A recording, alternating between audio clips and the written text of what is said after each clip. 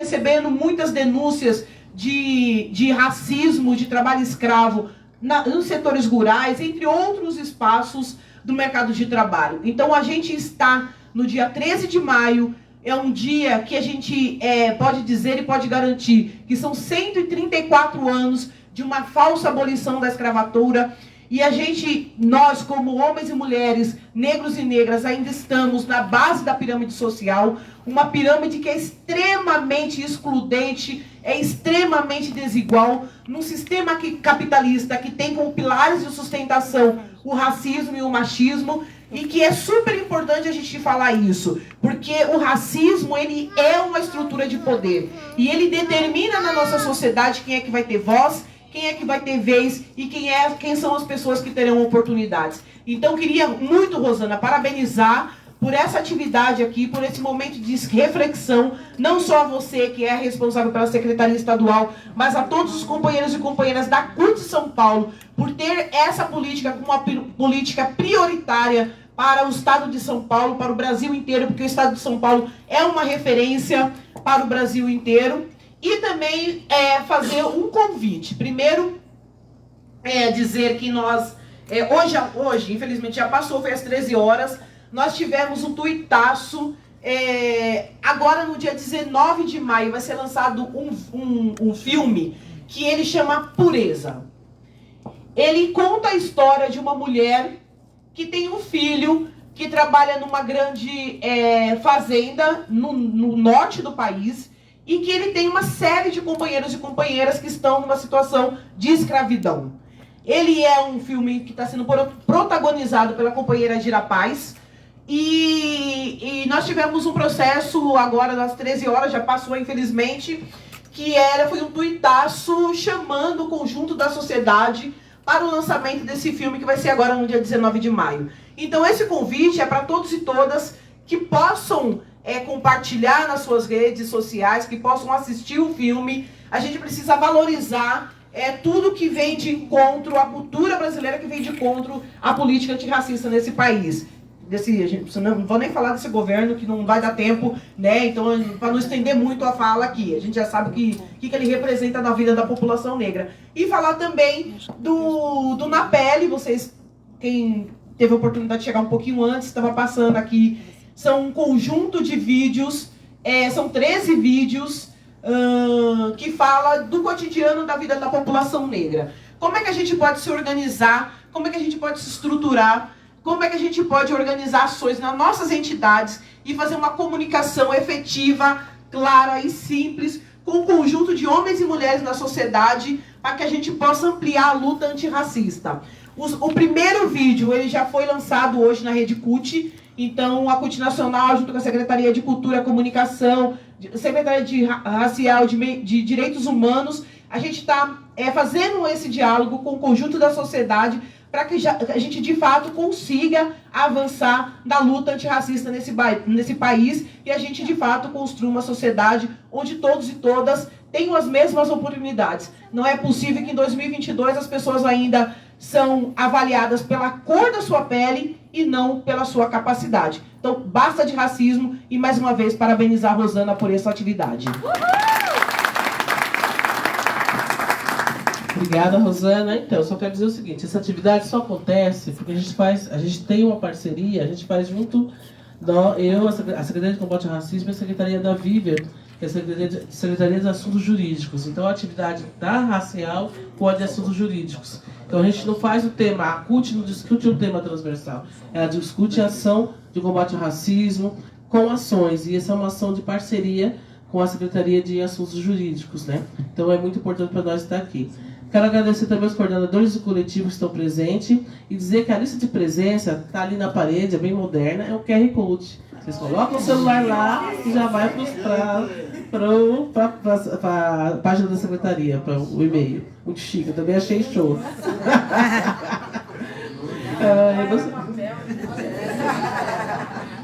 Gostaria de passar a palavra para a nossa companheira Thelma.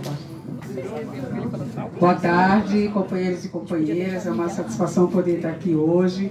Falei para a Rosana que eu viria, falei a questão. Primeiro falar que eu comecei a militar na CUT quando nós tínhamos ainda a comissão Lembra? Comissão estadual, comissão nacional, né, Rô? Tantos companheiros e companheiras aqui. Então, para a gente chegar aqui hoje com mais uma produção de um avanço que nós tivemos, né? A fundação da nossa secretaria, o incentivo que a gente faz em todas as nossas subsedes para que sejam formados coletivos, o coletivo estadual, a parceria e a relação com todos os sindicatos para debater esse tema é muito importante. A gente vê que a gente está fazendo a nossa parte. Só que a gente está fazendo a nossa parte numa conjuntura que nos ataca a todo momento, né? Não teve um grupo de pessoas que foi mais atacado com essa questão desde o golpe de 2016, que é a população negra, em especial as mulheres, né? Nós já somos mais de 50% dessa população. No entanto, nós não temos esse reconhecimento, nós não conseguimos ocupar os nossos lugares.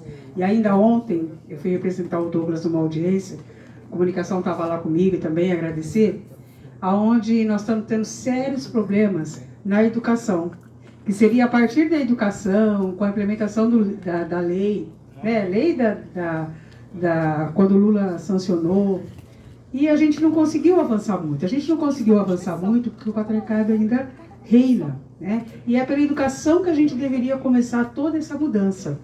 Nós estamos vivendo lá um grande ataque de direito às merendeiras, que hoje nem mais são funcionárias públicas, poucas estão no âmbito das prefeituras, elas são contratadas em trabalhos intermitentes e a maioria a gente sabe quem são, que estão lá fazendo a merenda das crianças, né? Que na verdade não é mais merenda, agora é refeição dentro das escolas.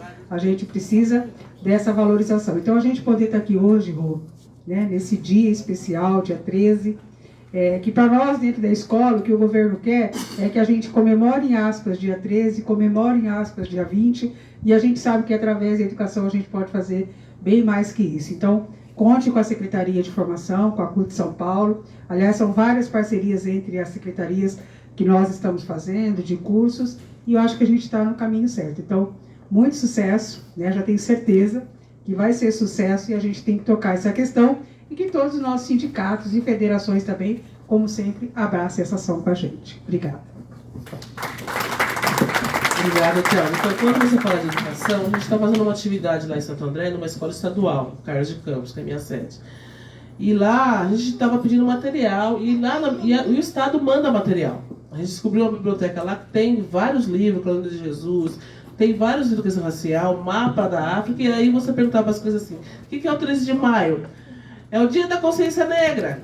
Todos falavam isso. Quer dizer, eles não sabem nem o que é a questão racial, o que é consciência negra, não sabem o que é a África. Então, de fato, essa lei tem que ser implementada. Não adianta mandar o material na escola e o material fica na biblioteca parado. E as pessoas não têm essa consciência do que está acontecendo. Então, a gente tem muito trabalho pela frente. A gente vai eleger um governo que faça essa transformação e a gente está junto nesse processo. Eu vou passar para o nosso companheiro, nosso presidente Douglas, para fazer sua fala. Boa tarde aos companheiros e companheiras. Eu quero aqui saudar minha secretária de combate ao racismo aqui, igualdade racial da CUT de São Paulo. Saudar aqui as minhas companheiras da mesa, companheiras valorosas. Também dar uma saudação aqui para os nossos dirigentes da CUT de São Paulo, nosso secretário-geral Guerreiro, né? Sou Daniel Calazans, o Marrom aí que, rapaz, essa fama que você rasgou, a sua certidão de nascimento está no estado, viu, rapaz? Outro dia eu não sei onde que eu fui conversar, o pessoal falou Marrom, Wagner Menezes, eu falei, rasgou aí a certidão de nascimento, agora é Marrom, esse negócio de Wagner Menezes, é só a mãe dele que chama ele de Wagner Menezes. Não chama mais, ela já ficou. Então agora é Marrom mesmo. Saudar o nosso querido Belmiro, e em especial todos vocês que vieram aqui nessa tarde para a gente fazer esse dia de reflexão, né? Porque 13 de maio não é comemoração, 13 de maio, na verdade, para nós aí que temos um olhar crítico na sociedade, o fim da escravidão, para nós aqui no Brasil foi uma farsa, né? Como dizia aquele samba que eu sempre gosto de cantar da Mangueira, O negro foi livre da senzala, mas está preso na miséria da favela. E é essa a nossa tônica da nossa luta que nós temos que fazer, né? Lutar para que tenhamos igualdade nesse país. Igualdade de oportunidade no mercado de trabalho, igualdade de oportunidade na vida, né? No ingresso nas universidades, igualdade e uma revisão na nossa história do nosso país. Nós conseguimos aprovar durante o governo do presidente Lula a Lei 10.639. Quando você falou aqui do que aconteceu na sua escola, eu peguei a canetinha aqui para eu anotar, né? Aprovamos uma lei que no currículo das escolas públicas no Brasil tem que trabalhar a história, a arte, a cultura africana nos nossos currículos escolares. E infelizmente, Rosana, o que você vê nas escolas públicas ainda é uma história eurocêntrica, né? Uma história que desconsidera a história da África, a história que a maioria da população brasileira não sabe, que mesmo na idade lá do ferro, a África já tinha, isso aí é comprovado pela ciência, já estava numa condição muito mais avançada do que a sociedade europeia. Desconsidera que o Egito teve faraó que era de pele mais escura, retinto, né? Desconsidera a história da África, que não começa com a invasão dos europeus e depois com a escravização do povo africano que veio para a América do Sul, América Central e América do Norte. Lamentável, né? Lamentável, ruim, até para a identidade do nosso povo, porque o jovem negro, a jovem negra, quando souber e entender e conhecer a história do continente de onde vieram seus antepassados, vai ter menos complexo de inferioridade. Porque o racismo começa lá na escola. Começa na escola. Quando o camarada ele vê uma história que é uma história da Europa e desconsidera a história de um povo importante que veio para o nosso continente americano, ali já começa o preconceito, começa uma política de diminuir a população negra perante a sociedade. Então, eu acho que uma das lutas nossa, enquanto educadores, é garantir que a Lei 10.639 e que as pessoas tenham a oportunidade de conhecer a arte, a cultura, a história africana nas nossas escolas. E aí, como eu sou sambista, como eu gosto da cultura africana, da cultura negra, da religiosidade, eu sempre digo no programa de rádio que a gente tem todas as quartas-feiras na Rádio Brasil Atual. O samba, mesmo eles colocando para baixo o samba, nós sambistas, nós éramos considerados como contraventores, né? Eu não sou tão antigo assim, mas quando eu comecei a frequentar a roda de samba lá em Diadema, as pessoas apontavam o seguinte: olha o maconheiro, olha o maloqueiro, né? E quando a gente pega os mais antigos, as pessoas iam presas. Existia e existe, eu acho que ainda aí no Código Penal, um item que é vadiagem. Samba era vadiagem, né? Samba era vadiagem. E para vocês terem ideia, no início do século, quem bancou o samba foi a tia Ciata, lá na região onde que é conhecido como Pequena África, lá no Rio de Janeiro. Lá no bairro da Saúde, bairro da Gamboa, não podia se fazer samba. E aí a tia Ciata, que tinha o seu culto aos orixás, fez tinha um presidente da república que tinha uma ferida, que não sarava. Ela foi lá, fez um preparado com as ervas e o cidadão sarou daquela ferida. E em contrapartida, o que ela pediu? Ela pediu para que eles tivessem, né, liberdade para fazer o samba, liberdade para fazer os cultos da religião de matriz africana, o culto aos orixás, né? E foi assim que o samba, no início do século, os homens conseguiram fazer o samba. Então, para quem não conhece, o samba, quem bancou o samba no início do século, antes ainda daquele samba pelo telefone, foram as mulheres, através aí da tia Ciata, lá na pequena África, no Rio de Janeiro. Né? Então, estou dizendo tudo isso para dizer, né, mostrar o preconceito. E aí, Calazans, eu sempre digo lá no programa de rádio, o samba é tão forte, é tão raiz, cara, que eles odeiam, eles não gostam, mas o Brasil é conhecido fora do país como o país do samba. O samba é uma música que você coloca um bom samba, é paz, meu querido Calazans. O samba, eu conversava com os sambistas lá do Rio e me falava, rapaz, esse povo, eu não sei, às vezes não sei o que você entende, né? Porque tem lá no Rio de Janeiro, num local onde que chama-se, onde que tem o samba da resistência, teve uma polêmica porque todo mundo lá de esquerda grita fora Bolsonaro, né? E o artista me falava, rapaz, às vezes as pessoas cantam samba e não conseguem entender que o samba é um samba de protesto, porque o samba, até para falar de coisas que é ruim, coisas que mexem com a gente, ele tem toda uma poesia. Então eu estou falando muito do samba, gente, porque é uma cultura, é a maior cultura que nós temos no nosso país, e que diante de tudo que aconteceu no país, nós conseguimos produzir culturalmente a maior cultura do nosso país, né? E nós conseguimos, e aí é a população negra e essa mistura com europeu, com árabe, com índio e tal. Carnaval tem no mundo inteiro, gente, mas desfile de escola de samba é no Brasil, entendeu? Que é aquele senhorzinho, quem frequenta escola de samba sabe, é aquela senhorazinha, é aquele senhorzinho, é o povo, somos nós. A gente se vê ali, gente que em 60 minutos conta uma história num teatro maravilhoso, né? E dito isso, eu quero encerrar dizendo que o carnaval e a nossa cultura, e num momento difícil como esse, é corajoso. Corajoso como foi aquele samba da Tuiuti, como foram os sambas da Mangueira, antológico agora, questionando a opressão, questionando essa falsa democracia que na realidade é uma ditadura.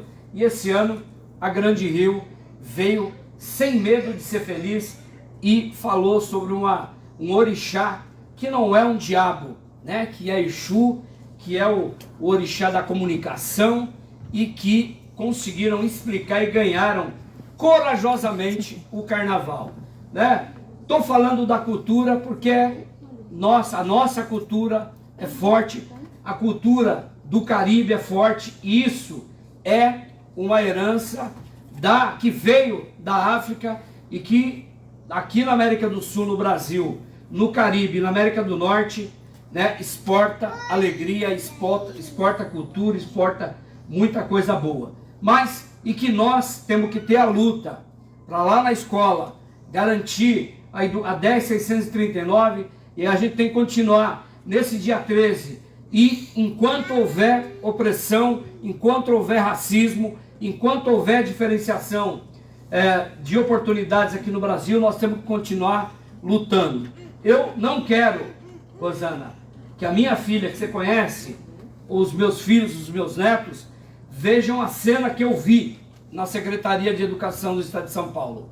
Uma mesa que vai daqui até o final dessa sala, numa reunião do sindicato com a secretaria, e o único negro, Rosana, que estava ali, estava servindo um cafezinho num paletó preto, com uma camisa social branca, com uma gravata borboleta, para, né, os brancos na mesa. Então isso é o maior retrato, né, da desigualdade social que nós temos no país, e é essa situação que nós precisamos fazer a luta, todos nós, brancos, pretos, mulatos, amarelo, né, aqueles que defendem uma outra sociedade, uma sociedade justa, uma sociedade onde que todos nós tenhamos as mesmas oportunidades. Valeu, Zumbi, vamos à luta, sempre em frente, por igualdade e contra o racismo. Basta de racismo. Obrigado, Douglas. Não, eu só cantei um samba lá no 1º de maio. Não. Ele quase não canta, ele não gosta de cantar. Rosana, Sim, onde vai canta agora. eu não canto para um público pequeno. Tá sentindo, né, gente? Tá sentindo. Tá se achando, né, Rosana? Tá se a. A Rosana quer dar um informe, depois eu passo pra Vivian, tá? Eu esqueci, peço desculpa. No dia 31 de maio, nós vamos fazer o lançamento dos 13 episódios do Na Pele aqui, nesse mesmo espaço. E a gente está chamando de Pipocaço. Por quê? Porque a gente quer fazer isso aqui de uma sessão de cinema, tá? Então, como a gente gosta de cinema, então a gente vai transformar o Na Pele numa sessão de cinema. Então a gente vai ter aqui pipoca, refrigerante e outras coisinhas mais. E gostaria de convidar todos e todas para que vocês viessem aqui. A gente está tentando trabalhar no máximo com 1h30. Então a gente vai iniciar às 14. Estamos chamando a atividade para as 14. Começar no máximo com todos os atrasos do mundo às 14h30. Para as 16 horas a gente finalizar a atividade, ok? Então todos e todas estão extremamente convidados. A Rosana não, porque a gente não deu ainda, vai ter uma série de tarefas nesse processo aí. Então depois a gente vai conversar melhor com ela. A gente fez a reunião hoje com a Natalina. A Natalina está em Recife, no congresso da MNU, do Movimento Negro Unificado. Então ela manda um abraço para todo mundo e depois a gente vai conversar com a Rosana melhor. Mas já convidando a todos e todas para o dia 31 de maio, às 14 horas, aqui na sede da CUT, tá bom? Boa tarde, gente. Para quem não me conhece, eu sou a Vivian Martins. Sou secretária de Assuntos Jurídicos da CUT São Paulo. O meu primeiro mandato na CUT é uma grande alegria, gente. É uma grande alegria poder fazer parte desse projeto junto com a Rosana, ter construído esse projeto do canal de denúncias junto com a Rosana. Hoje a gente está fazendo relançando, né, Rô? Junto com essa cartilha que foi construída com muito amor e carinho, em parceria com a Cascone Advogados, porque eu sou uma mulher preta, sou mãe solo de 2 meninas, e aí eu tive que criar essas meninas nesse mundo cão. Então hoje eu vou dizer para elas assim, ó, tá vendo essa cartilha aqui? Tem o nome da mãe, e a mãe lutou para você não sofrer preconceito na sua vida. Para que você não sofra o que a mãe sofreu, hoje tem uma cartilha aqui, você vai saber se defender. Então, eu só sinto gratidão pela CUT São Paulo por me dar essas e outras oportunidades, mas essa até me emociona, porque é uma coisa da minha vida. Porque eu costumo dizer que só é vítima de preconceito quem sente o preconceito. Só sabe quem é o preconceito de cor, de raça, de tamanho do corpo, que agora tem a gordofobia, né? Que o coiso lá chama de arroba.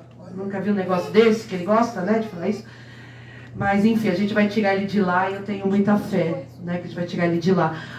Mas, enfim, nós sabemos o que é andar numa loja com alguém atrás da gente, a gente com dinheiro para comprar, né, a gente vendo isso. Então a gente tem uma responsabilidade muito grande aqui na CUT São Paulo, e esse time de dirigentes que tem aqui está aí na luta. Todos nós estamos sempre aí em defesa da classe trabalhadora, mas essa pauta do racismo é uma pauta que mexe muito com a gente, né? Porque quando você começa a lembrar dos seus avós, da condição dos seus tios, como a gente melhorou a vida, mas tem que melhorar muito e muito mais. E hoje a gente está dando um passo, Rô. É um passo que a gente está dando. E eu tenho fé que em breve a gente vai correr e vai atropelar todos esses racistas e todos esses fascistas, sim. E me desculpa, mas é fora Bolsonaro nesse negócio. Bolsonaro! É isso aí. A doutora que pediu ali. Obrigado, companheiros e companheiras. Agora nós vamos para a segunda mesa, que a Vivian vai coordenar.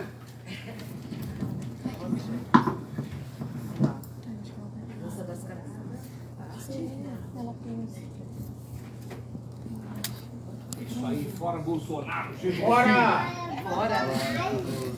Eu acho que esse negócio... Gente, quanta responsabilidade, né? Essa mesa agora, né?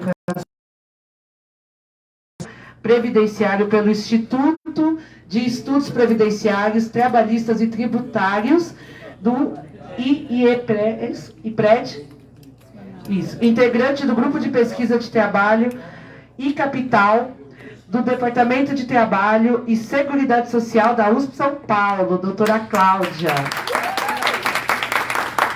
Eu estou emocionada ainda, gente, desculpa. E gostaria de chamar a doutora Joyce, que pediu para gritar fora Bolsonaro, é isso?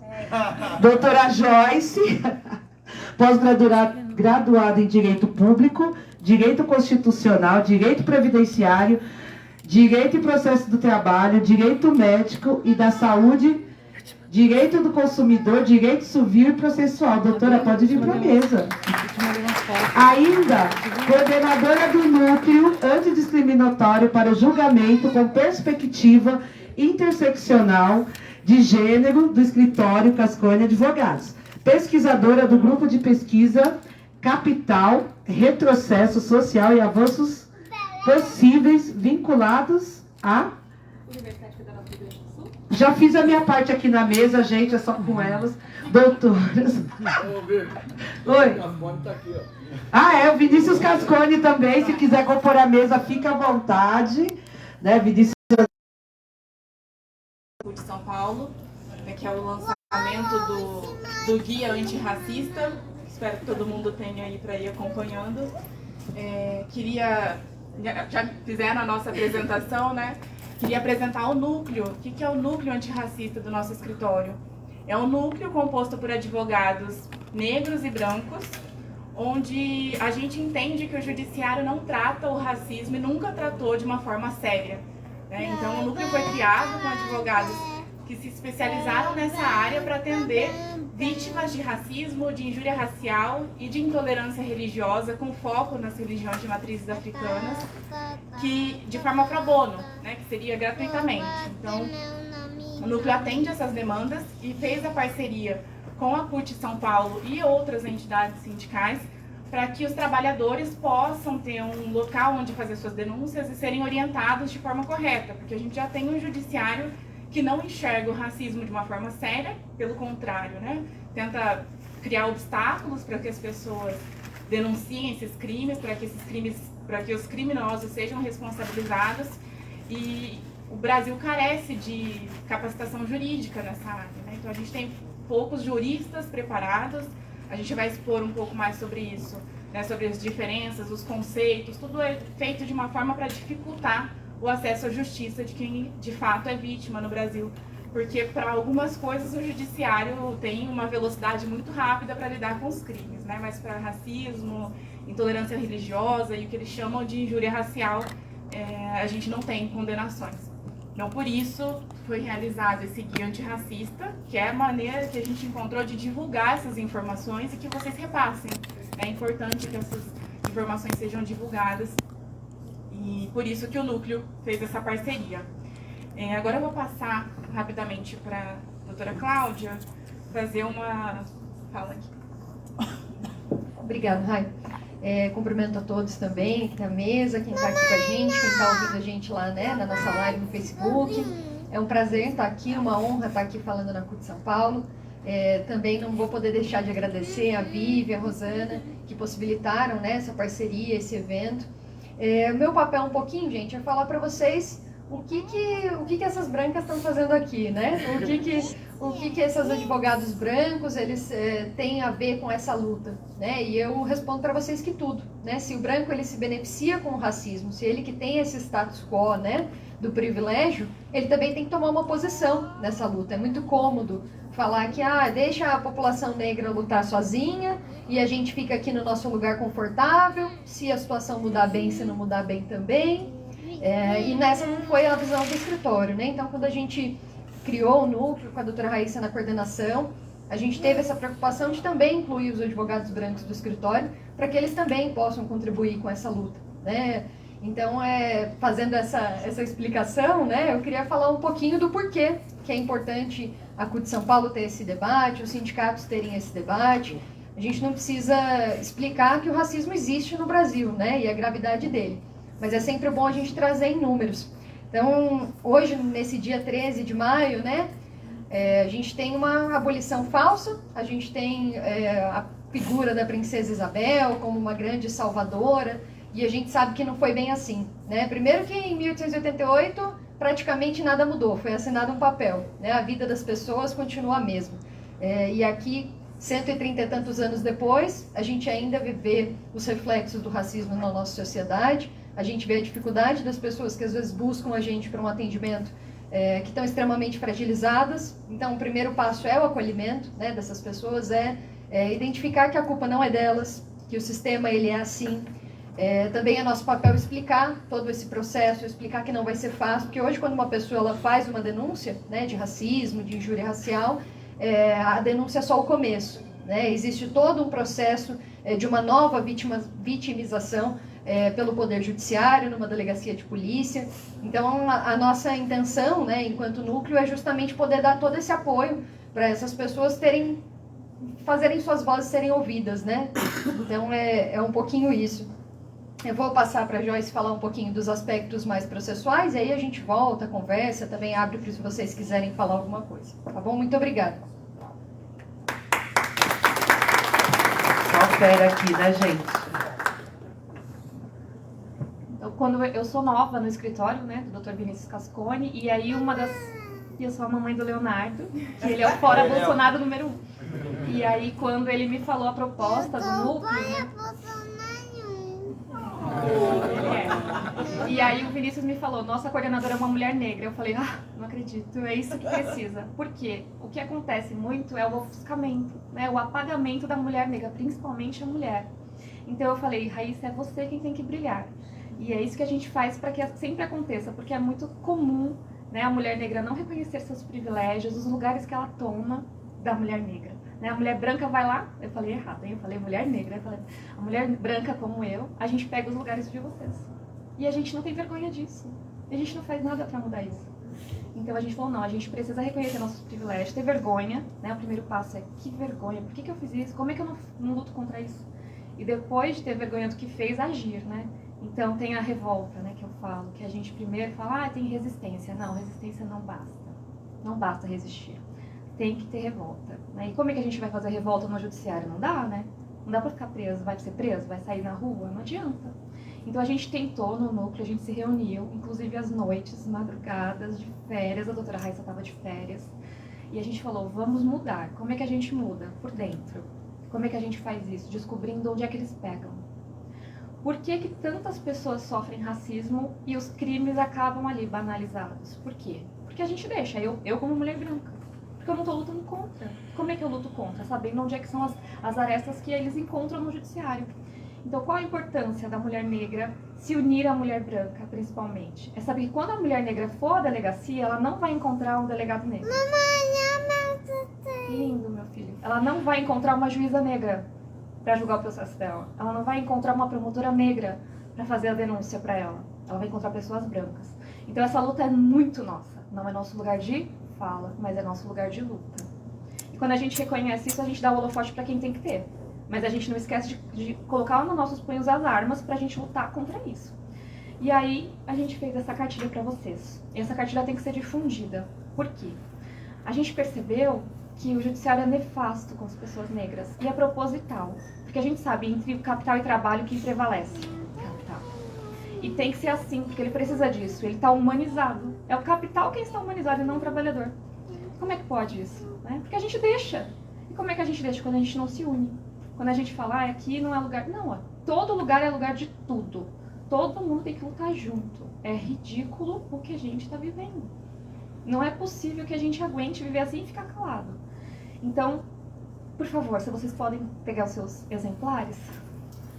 A gente fez uma coisa inédita, que não existe em nenhum livro, que não existe em nenhuma convenção internacional, que é o que a gente chama de uso transgressor do direito, que é usar o direito contra o próprio direito. Já que o direito é feito por brancos para brancos, então a gente vai usar o direito contra eles. E eu vou me colocar assim contra eles porque eu não estou no lugar deles de luta, eu estou aqui. E agradecer também, né, doutor Vinícius, que abriu esse espaço, porque os escritórios de advocacia não estão nem aí para a luta antirracista. Infelizmente, né, doutora Raíssa, a gente eu nunca tinha, eu já sou advogada desde 2008, eu nunca tinha trabalhado no escritório que tivesse qualquer perspectiva de julgamento com um direito antidiscriminatório com esse viés específico antirracista. Então, quando vocês abrem aí, por favor, na página 7, a gente colocou qual é a diferença entre o crime de racismo da Lei K.O. e do Código Penal. Primeiro, assim, né, o que é muito importante.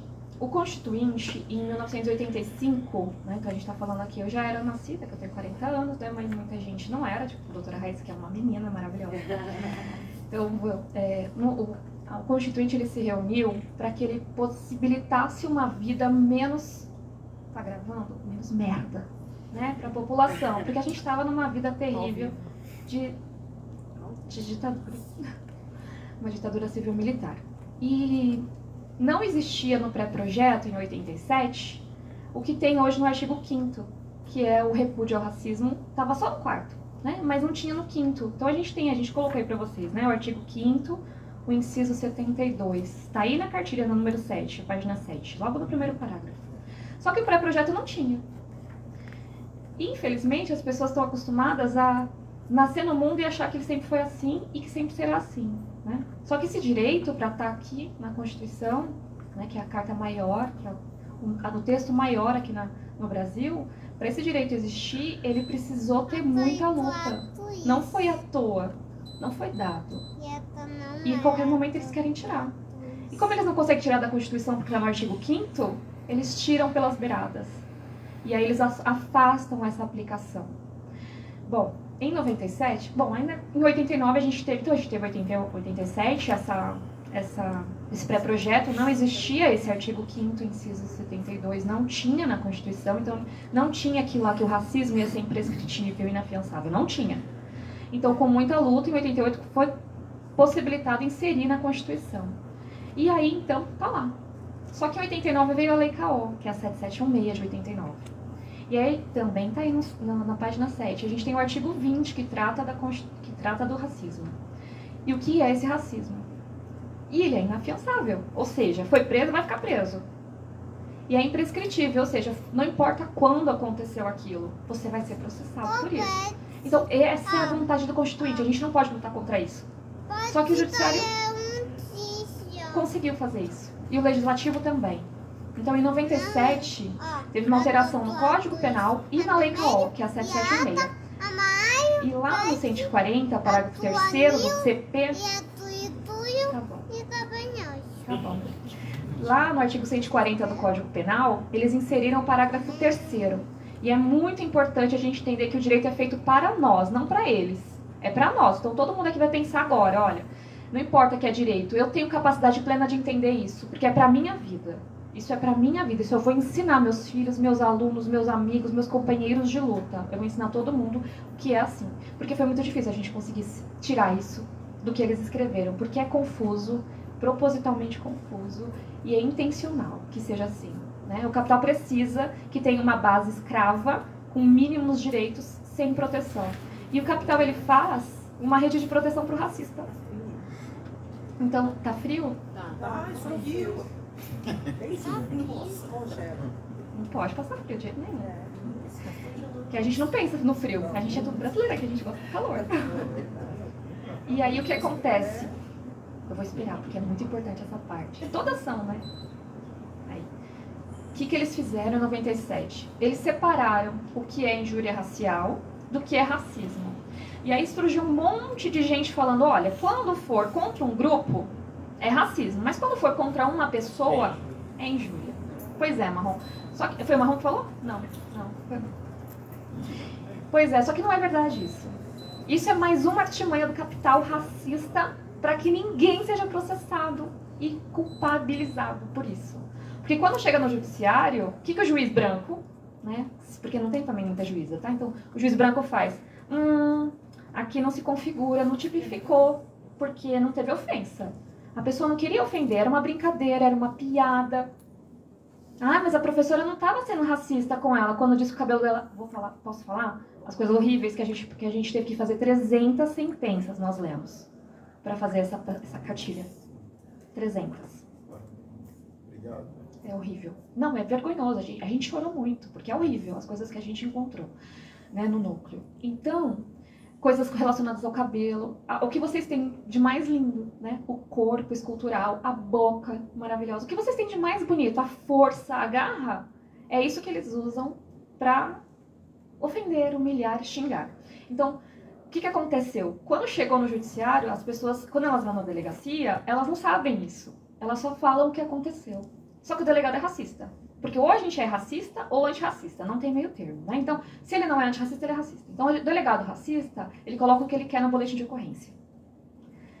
Quando chega para o Ministério Público, porque assim, né? Também tenho que falar essa parte. Por muito tempo, aqui no Brasil, depois que você era ofendido em sua honra por conta de uma característica física, você tinha que, além de ir à delegacia, voltar depois à delegacia para dizer, olha, delegado, eu quero que você faça ali que a gente chama de representação criminal, eu quero que você leve isso ao judiciário.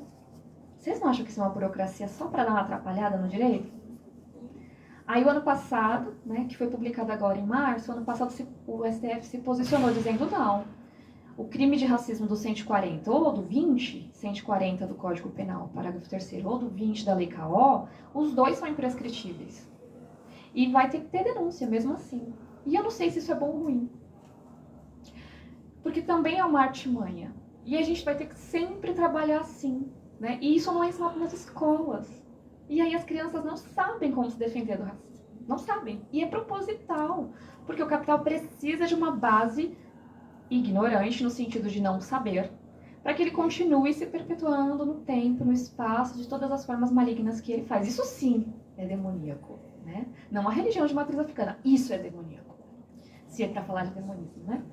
E aí, então, o que acontece agora? Agora, se uma pessoa sofre o racismo, ela vai à delegacia e o delegado vai registrar ali o boletim de ocorrência e depois ele vai passar para o Ministério Público, fazer a denúncia. O que o Ministério Público branco racista tem feito? Tem feito a denúncia por injúria racial. Por quê? Porque chega lá no processo, quando a pessoa criminosa, que ele é um criminoso, né? Ela e ele, chega ali para falar com o juiz, é muito fácil colocar aquilo como injúria racial, porque é só provar, e não é difícil. É só provar que a pessoa não teve intenção de ofender, que você extingue o crime. Não existe crime se não tem a intenção de ofender. Só que veja, o sistema é tão bem construído para não pegar racista, que existe um princípio chamado indúbio pro réu. É assim, ó, na dúvida, se eu tô com dúvida se ele tinha ou não intenção de ofender a pessoa usando a sua característica cultural, física, religiosa, na dúvida, vamos absolver. E depois disso, mexeu tanto comigo que eu comecei a fazer outra coisa, que agora é de penal, execução penal e tribunal do júri. E aí, que as coisas abriram mais ainda. Eu falei, gente, isso tudo tá planejado mesmo para que ninguém seja criminalizado pelo racismo. Então a gente tem um conjunto de leis lindo, maravilhoso, que vocês viram aí, tanto de artigo, mas não pega. Que não pega porque não querem que seja pego. Então, quando a CUT abriu e falou, vamos divulgar isso, né? Olha que maravilhoso. Porque o pessoal não tá sabendo. E ninguém tá sabendo porque não é pra saber mesmo, entendeu? O capital não quer que vocês saibam. O capital não quer que a gente saiba. Não, isso tem que ser divulgado. Então a CUT abriu um espaço que também ninguém abre. Que é o espaço de divulgação para quem precisa saber. Porque aqui são pessoas instruídas que vão instruir, são multiplicadores do saber. E aí a gente conseguiu, então, achar o que a gente vai fazer. Vive, é claro, né, junto com Rosana também, com o Douglas. O que vai ser feito? O canal de denúncias. E com esse canal de denúncia, a pessoa vai, antes de ir à delegacia, falar com a autoridade racista, e eu vou chamar de racista porque só não é quem for antirracista. Então, antes de falar com a autoridade racista, essa pessoa ela vai ser orientada. Não ao que falar, porque ela vai falar o que aconteceu, mas é como falar. Porque tudo que se faz aqui, eles estão querendo colocar como se fosse artigo 140, parágrafo 3º do Código Penal, que é injúria racial, ou injúria preconceituosa, ou racismo impróprio. E aí chega lá no processo e o juiz vai... mas poxa, né? Ele não teve intenção. de ofender. Então, não tem crime. Então, quando a pessoa é ofendida, foi xingada, e esse é o ponto. Foi xingada, foi humilhada. E além do xingamento, para qualificar o xingamento, ela utilizar uma característica do corpo, da cultura, da religião, aí a gente está falando de racismo impróprio, que é o 140. Então, vocês vão ter que ver. Foi xingada? Foi xingada? Xingou. A pessoa foi xingada. Foi humilhada? Foi. E para melhorar ainda mais a situação, essa pessoa usou características da raça, da religião, principalmente de matriz africana? Usou.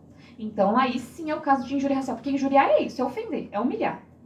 Então, se ela usar só para qualificar a fala dela, então ela já xingou e falou mais alguma coisinha, e essa coisinha que ela falou tá ligada ao cabelo maravilhoso, tá ligada àquela bunda linda, tá ligada àquela boca maravilhosa que todo mundo copia, aí sim é o racismo. Do 140, parágrafo 3º. Agora, se ela não fez o direcionamento, então eu não... Vou pegar ela. Então, ela não xingou ela não ofendeu ela falou genericamente, aí eu saio do 140 e vou pro 20, que é o verdadeiro racismo que está lá no artigo 5º, inciso 72. Vou falar para vocês verem que a diferença é a humilhação. Não é como a pessoa se sente. E essa é a sacada deles. Por isso que foi tão difícil a gente tirar isso. Porque não é como a pessoa se sente, mas ela me humilhou. Porque se você falar isso na delegacia, aí você vai entrar na vala do 140. Exato. Se você falar, mas ela me humilhou, ela me ofendeu, eu tô me sentindo... Aí entrar na vala. E aí a gente perdeu. Então, a fala tem que ser real. Então, a gente não vai ajudá-las e ajudá-los quando vocês... O que falar? O que vocês vão falar? O que aconteceu? Ninguém vai criar crime.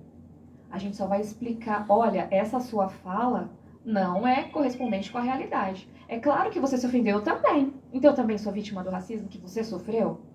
Não. Mas toda a sociedade é vítima do racismo que você sofre. Então, cuidado, porque é nesse ponto que a gente vai conseguir mudar alguma coisa. Até eles mudarem de novo, né, Vivian? Então, essa é a diferença. Você foi ofendida, humilhada e te xingaram e usaram uma característica física? Ou foi como um caso que apareceu no escritório, que é, vamos embora daqui que tá cheio de gente negra. Vocês estão vendo uma pessoa sendo ofendida, humilhada? A pessoa falou, uma pessoa branca, no meio de um lugar público, falou pro filhinho dela branco, vamos embora daqui que tá cheio de gente negra. Quem vê a injúria preconceituosa? Quem foi ofendido aqui? Pra quem que essa mulher falou isso? Agora eu vou falar outra. Uma das que mais chocaram, que foi levada ao STF e que tá público o processo. Sua negrinha atrevida. Pra mim é uma diferença colossal entre vamos embora daqui, que tá cheio de gente negra, para sua negrinha atrevida. Entende? Vocês entendem? Quando você fala sua negrinha atrevida, é horrível, eu tô reproduzindo isso porque foi uma mulher branca que falou, mas ela foi condenada. Isso é 140. E, pra mim é até pior, mas enfim. Isso pra eles não é nada, tá? Isso sim é o 140, parágrafo 3º do Código Penal. 140, parágrafo 3º do Código Penal. Porque eu tenho uma ofensa mais uma característica da pessoa, que é a cor da pele. Quando a pessoa olha pro outro e chama ele, né? Seja ele branco ou negro, não precisa ser branco pra ser racista não, né? Que a gente sabe. Seu macaco. Isso daí é... Pra aquela pessoa, ele tá utilizando alguma coisa? Sim, está. Porque, então, aí vai cair no 140. Aí tem que tomar muito cuidado. Por quê? Caiu no 140, você vai ter que provar que a pessoa tinha vontade e consciência de ofender. Agora, quando você fala, vamos embora daqui que tá cheio de gente negra, você só tá fazendo o apartheid, que é a separação, que é a crença de que existe uma superioridade entre pessoas de raças diferentes. Então, branco é superior ao negro. Quer falar, Vivian? Não. E o pior, né? Por que nós somos tão racistas? E que se a gente não fizer uma luta diária, a gente continua. Porque até na Constituição, que é um absurdo, não nessa, né? Em anterior, é na de 34 ou na de 37? Agora, depois eu olho no Google e eu falo. Mas acho que é na de 34. E o artigo 167. E lá falava da educação eugênica. Cara, tá na Constituição da época, que era para ensinar que branco era superior. Então, quando a gente vê nossos avós falando um monte de coisa horrível, é porque a gente tem que ter até, paciência, que é uma síndrome que eles estão vivendo, e ter paciência para tirar isso deles, porque eles foram ensinados que era assim. Então, o meu pai, por exemplo, nós temos na família, né, a nossa raiz também africana, meu pai, ele não gosta que fala. Eu, pai, mas não, eu não gosto que fala. Por quê? Ele foi ensinado que isso existia. Então, quando a gente tem esse olhar, tá bom, vamos ter piedade, mas nem tanto, né? Vamos ter piedade, vamos ensinar? Ótimo. Porque tem gente que quer aprender, tem gente que quer lutar contra o racismo e não sabe como. Então, esse é o pulo do gato, pra gente ver a diferença entre injúria racial e racismo. Se for uma ofensa diretamente a uma pessoa e na ofensa ele utilizar algumas características que estão relacionadas, raça, cabelo, religião, racismo impróprio do 140 do Código Penal.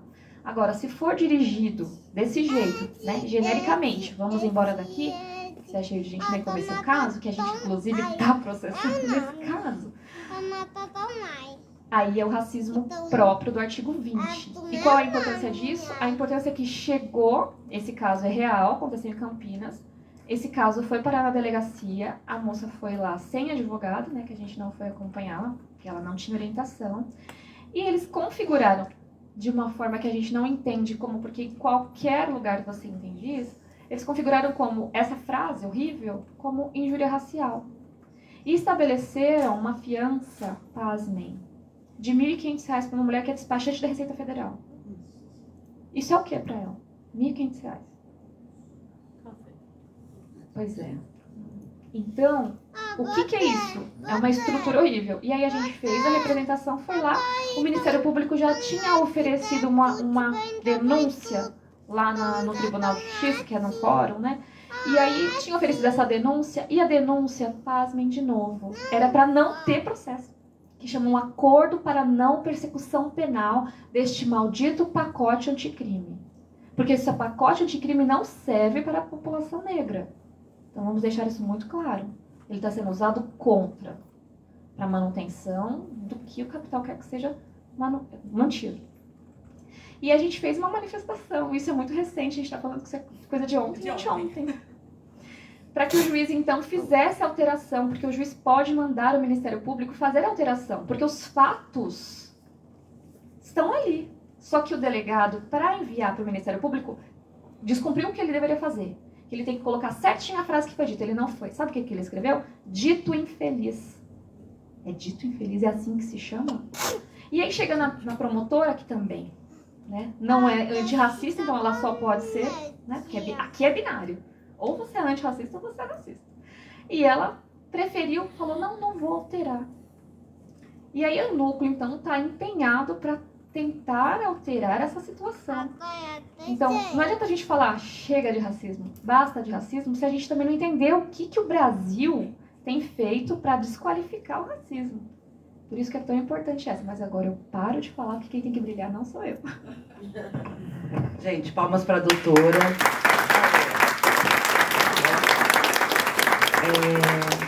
Antes de passar aqui para a doutora Raíssa, eu quero observar assim, uma mulher branca que chegou aqui e disse, olha, eu ocupo o espaço de uma mulher negra e não tenho vergonha, ou as brancas ocupam o lugar de mulheres negras e não tem vergonha disso.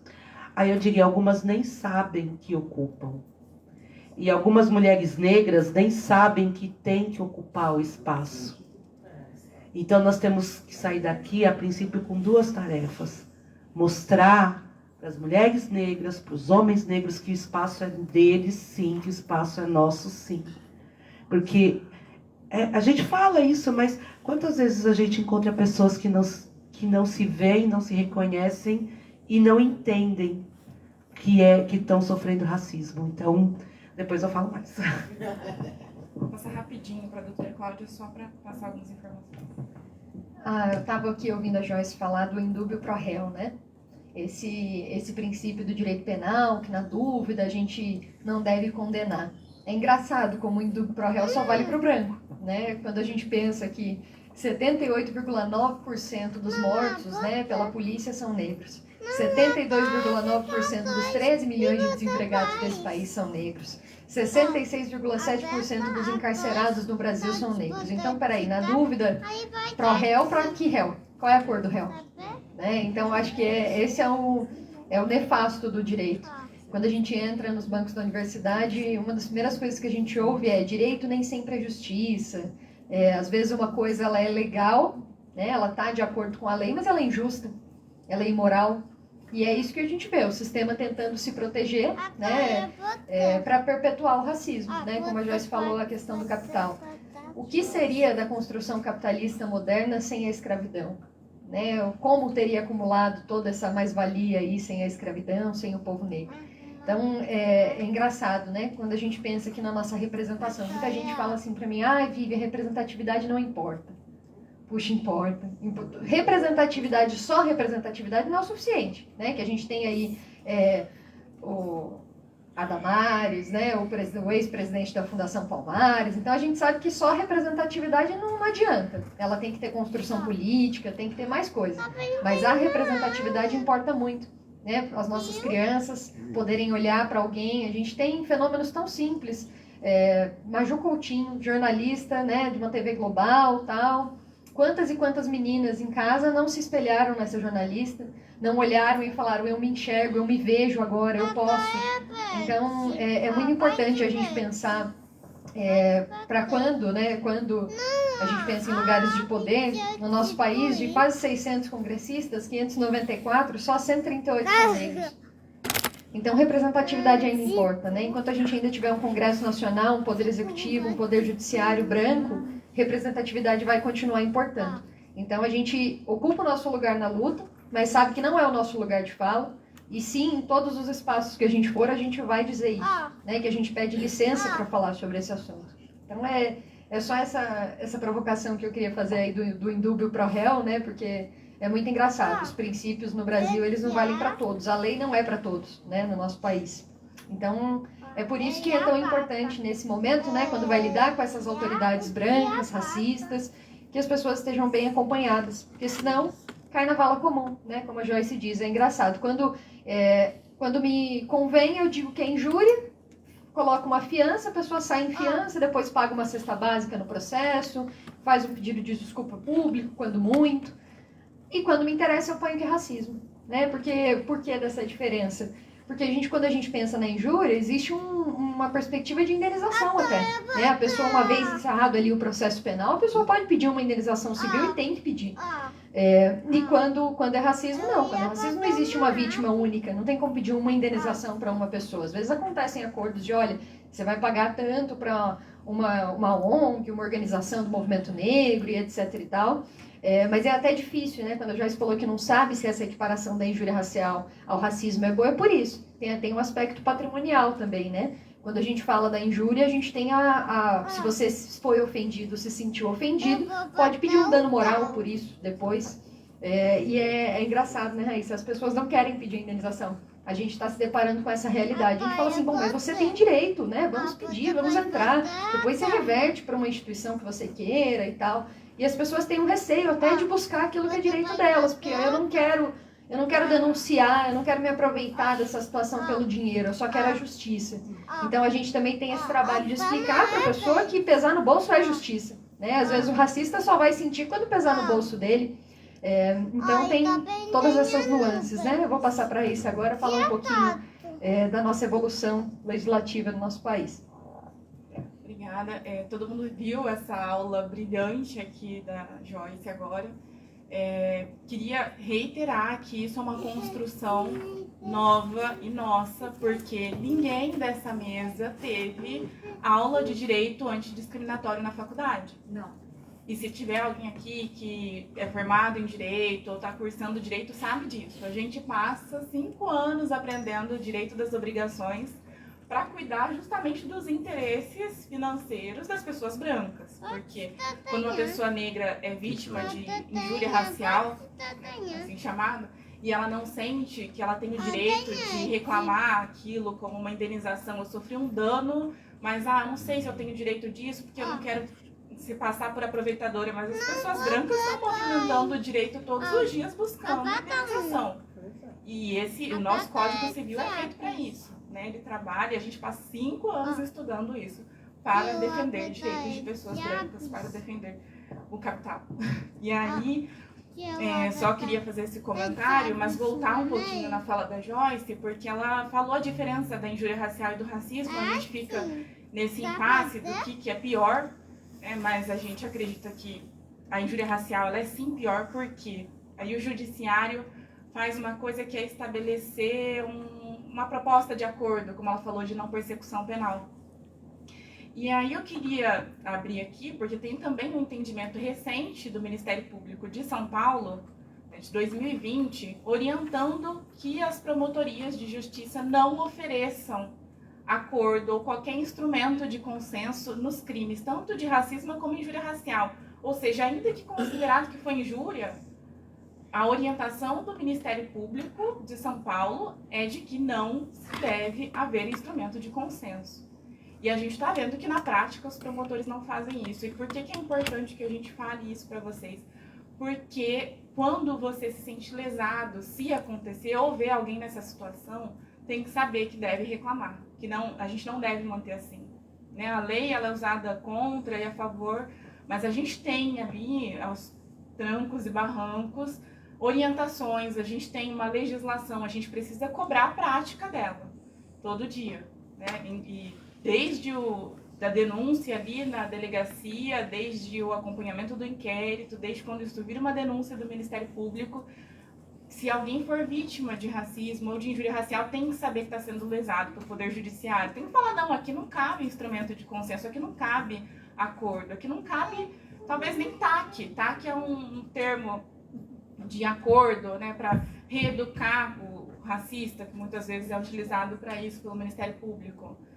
Tudo bem, a gente acredita na educação, mas a gente quer responsabilização dessas pessoas. A gente tem que ir para o enfrentamento. Né? Então, isso é um chamado para que as pessoas não baixem a cabeça para quando o delegado fala, não, você não sofreu um crime de racismo. Não, a gente tem que disputar isso. Por isso que a gente colocou aqui nessa cartilha esse canal de denúncias, que é porque sofreu o crime antes de ir para a delegacia, entre em contato com o canal de denúncias, procure o núcleo. Procure a orientação para que você saiba exatamente qual foi a natureza do crime que você sofreu e como você deve se portar na delegacia. Então, ali na página 9 e 10, está escrito assim, sofreu racismo no local de trabalho? Denuncie. Então, a primeira coisa, entrar em contato por meio desse telefone e por meio desse e-mail, ou por meio desse e-mail. E quando, se não for possível entrar em contato, alguém que não conseguiu entrar em contato, não deu tempo, esqueceu de entrar em contato, tem que ter isso em mente. Saiba a diferença, esses conceitos que a Joyce falou agora, saiba a diferença do racismo e da injúria. Isso é muito importante. É muito importante para quem sofreu esse crime. Né? Saber a diferença para que possa, pelo menos, constar ali, olha, sofri um crime de racismo. Não é só porque só porque eu me senti humilhado, ofendido, ou ele quis me ofender, não. Essa pessoa foi racista, proferiu as seguintes palavras. Parece um detalhe bobo, mas isso faz toda a diferença num boletim de ocorrência.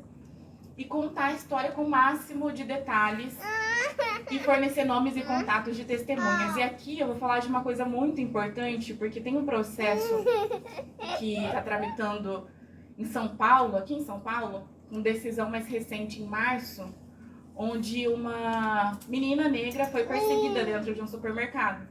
E os seguranças ficaram, né, ali, 2 seguranças de cada ponta, de forma ostensiva, tentando vigiá-la. Ela fez o quê? Filmou. Tirou o celular da bolsa e foi filmar o que os seguranças estavam fazendo. E achou que isso pudesse servir como prova na delegacia.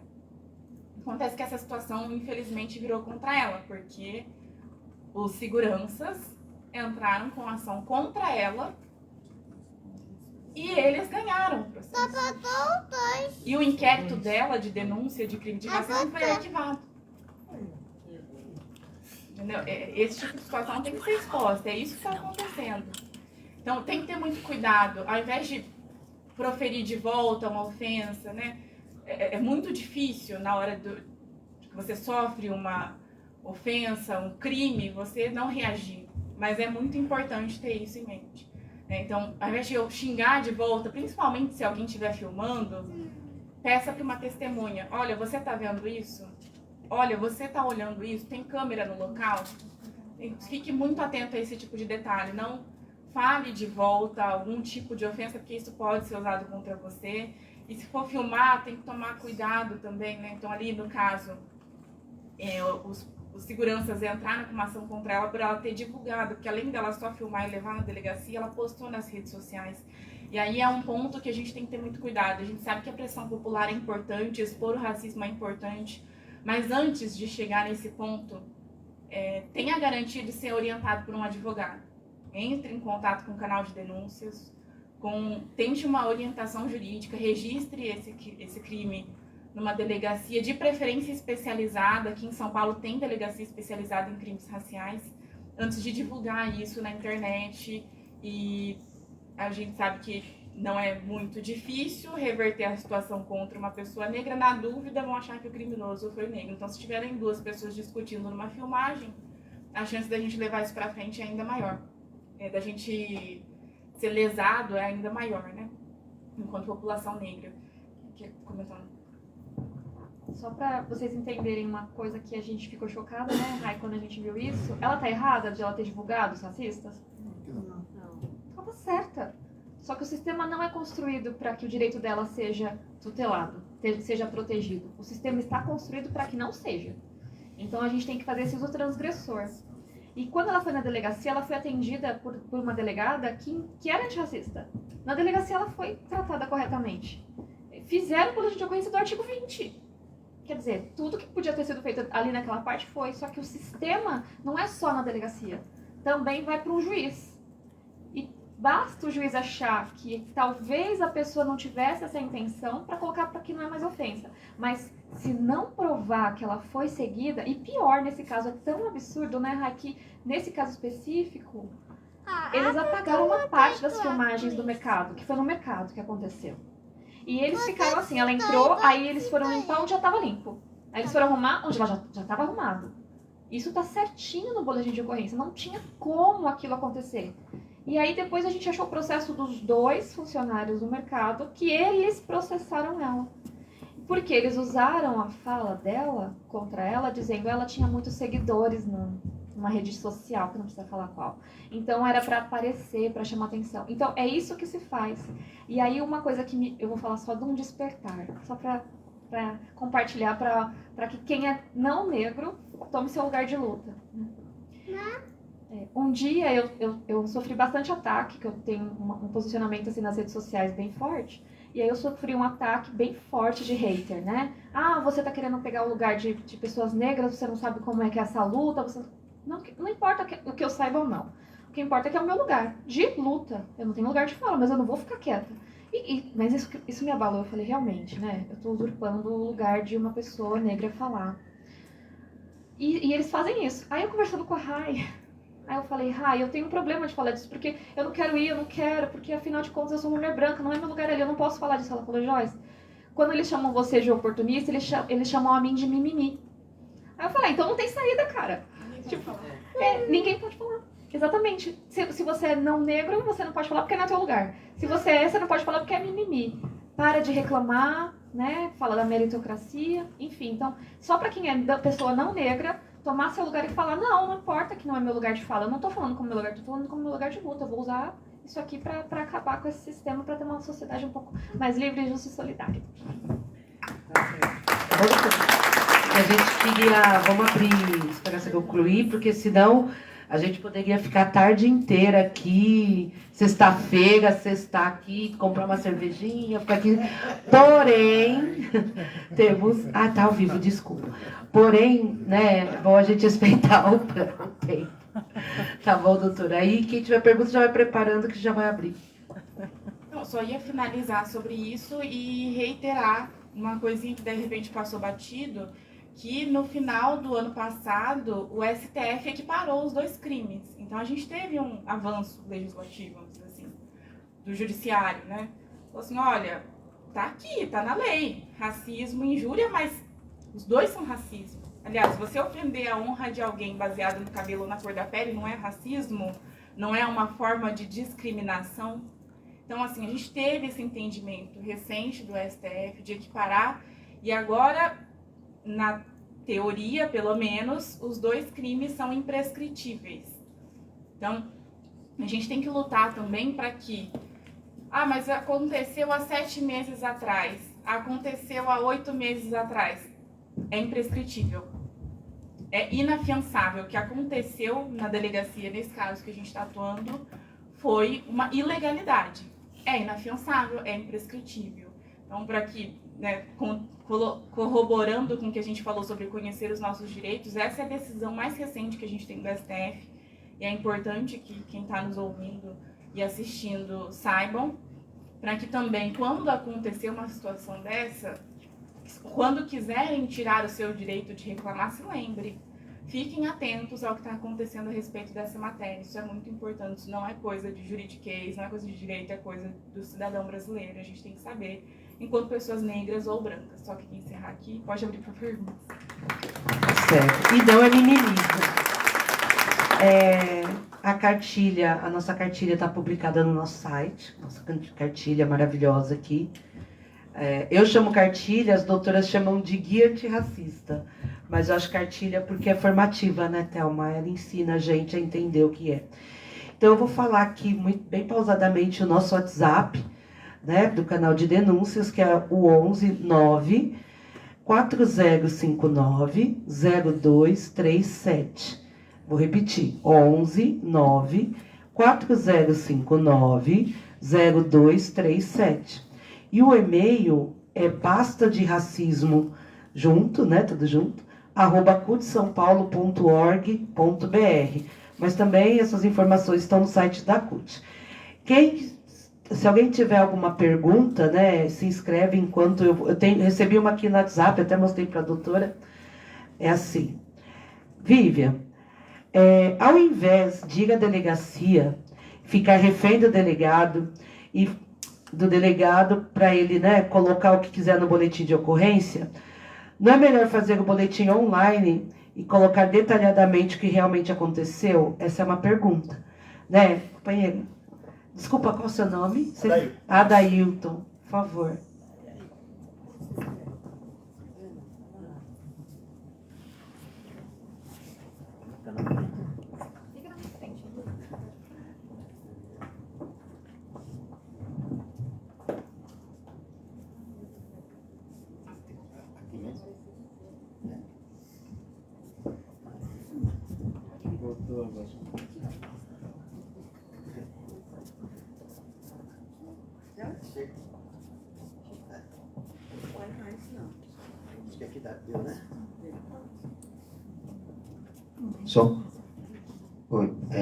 Boa tarde, meu nome é Adailton, sou diretor do Sindicato dos Bancários de Guarulhos, região. Nós estamos com a delegação do nosso sindicato e eu quero fazer um registro aqui. Nós estamos em quantos júris? 6 ou 7, só tem eu de negro, são todos brancos. O Júlio se declara negro também. E eu fiz questão, eu acho que nós temos que ficar falando só para nós mesmos. Tem que falar, nós brancos temos que se apropriar do tema e fazer a defesa como brilhantemente a doutora Joyce colocou na sua fala. Então eu queria deixar esse registro. Eu queria pedir permissão, Vivian, para passar esse áudio rapidinho, 1 minuto, para vocês ouvirem.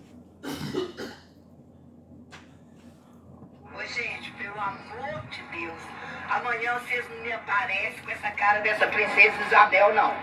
Oi, meu povo. Então, amanhã eles falam que é o dia da abolição da escravatura, né? Mas não é. Nunca foi. A escravidão nunca saiu do corpo do povo negro.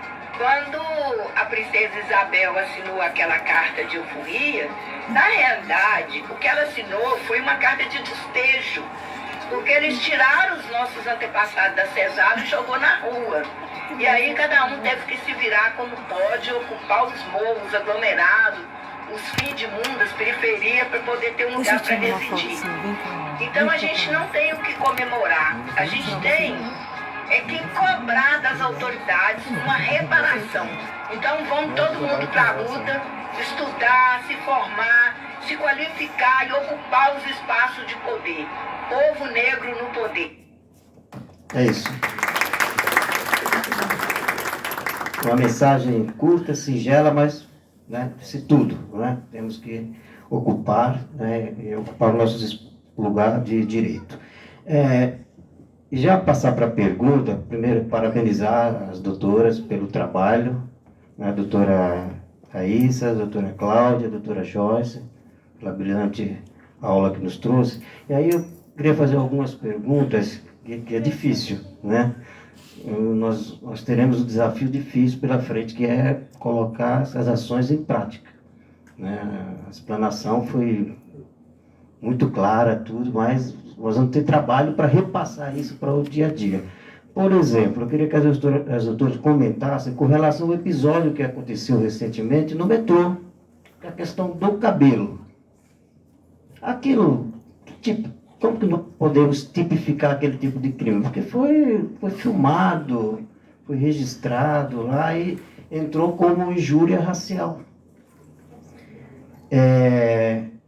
Falando de um caso mais pessoal, né? Aconteceu com a minha filha, de 8 anos. Hoje ela tem 21 anos, já 23 anos, me deu um neto maravilhoso, tudo. Então, mas ela tinha 8 anos de idade, na escola, uma outra coleguinha dela, de 8 anos de idade, falou assim, olha, teu lugar não é aqui, teu lugar é na África. Quer dizer, como dizia o nosso grande líder, Nelson Mandela, né, ninguém nasce racista, né, se a pessoa aprende a ser racista, ela pode aprender a amar, pode aprender tudo. Então, como que eu deveria ter lidado com essa situação? Eu fui na escola, reclamei, fiz aquele barulho, mas né, ficou, disse por não disse. E, para finalizar, a última pergunta é com relação à Lei 10.639. A gente sabe que já foi aprovada, nós temos que fazer a nossa lição de casa, a gente sabe o que tem que fazer, que é pressionar para que ela aconteça, tudo. Mas, do ponto de vista jurídico, o que pode ser feito com relação ao Estado que não cumpre a lei? Né? O que pode ser feito? É isso. Obrigado. A Ana, aí responde em bloco, vai?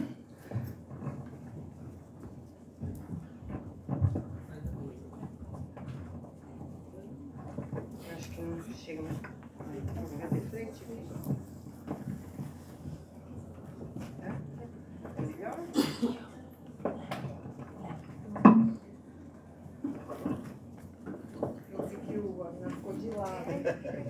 Desculpa.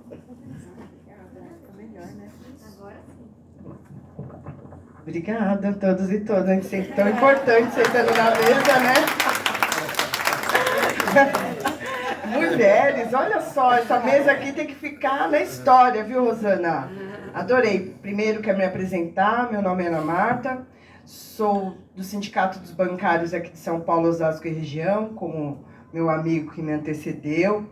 Aqui está comigo a Suzana, que faz parte do coletivo. Temos o coordenador do coletivo, o Fernando. Então, é um prazer imenso estar aqui hoje, né? E olha que nem sabíamos o que esperava. Essa mesa aqui é demais, demais. Mas assim, agradecendo e querendo fazer algumas perguntas, a gente escutou atentamente, né, as doutoras, e passa um filme na cabeça, né? Um filme sobre tudo que já vivenciamos. E é muito importante, a CUT está de parabéns com esse lançamento desse canal de denúncia. Nós, o Sindicato dos Bancários, gente, nós temos um canal de denúncias, mas eu vou falar muito a verdade para vocês. Nós temos muitas dificuldades nessas demandas. Só para vocês entenderem. Chega a denúncia lá para nós, é aquilo que a doutora Raíssa falou. Como é tratado? Como a parte dos advogados vão entender na íntegra para ajudar. Não entendem. Essa é a realidade. Quando o advogado, que não é especializado, no caso, na parte de racismo, eles não entendem. Aí o que é feito? Nós, dirigentes sindicais, vamos até o local de trabalho para estar resolvendo. E muitas vezes a gente acaba não resolvendo na íntegra, porque nós tratamos com capital, nós tratamos com banqueiros. E aí é um caso muito mais difícil. E aí minha pergunta vai para a doutora Raíssa. Muito prazer em conhecê-la, doutora. Toda a mesa, todas as doutoras, mas assim, ela me representa. Ela me representa. Sinto muito, isso daí é algo interno. Quando a gente, igual a doutora que falou também, né? Ver a Maju na televisão, em todos os espaços que eu chego, eu quero ver as minhas. E aí olhar e falar, puta, que maravilha. É um orgulho, é um orgulho. E aí quero perguntar, eu acho que na parte da denúncia, do canal de denúncia, nós temos muitas dificuldades. E quando vocês vão receber essa denúncia, eu gostaria de saber qual seria o processo. Por exemplo, eu, uma bancária, sofro um racismo dentro de uma agência bancária. Eu entro em contato no canal de denúncia e eu gostaria que vocês divulgassem um pouquinho mais qual seria o processo. Porque isso é uma dificuldade, vou falar para vocês, é uma dificuldade. Porque muito do sacrifício, do processo, acaba desanimando as pessoas. E a gente precisa todo o tempo estar reforçando, não desanime. Vamos até o final. Se caso a pessoa for pedir um reparo, e a doutora também falou, se for para um lado financeiro, vamos mexer no bolso. Por que não? Se eles fazem isso conosco, então eu acho que é importante sabermos aqui qual é o processo para poder reforçar e ajudar. Isso eu acho que a CUT vai fazer muito bem, divulgar isso nos sindicatos no gerais. Nós temos aí os ramos também, né, que precisa ter essa divulgação. Nós temos esse dever, né, pessoal, lá nos sindicatos bancários, fazer essa divulgação, porque o canal é importante, mas o mais importante é o pós. Como é o processo depois do acolhimento da denúncia? Eu gostaria que a doutora tirasse essa dúvida minha. Muito obrigada a todos e todas.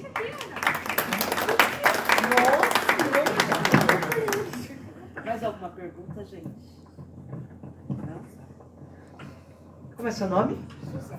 Como? Suzana. Suzana.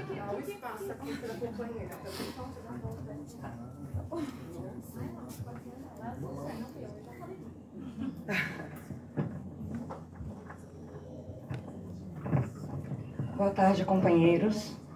Meu nome é Suzana, sou do Sindicato dos Bancários. Faço parte do coletivo racial dentro do sindicato.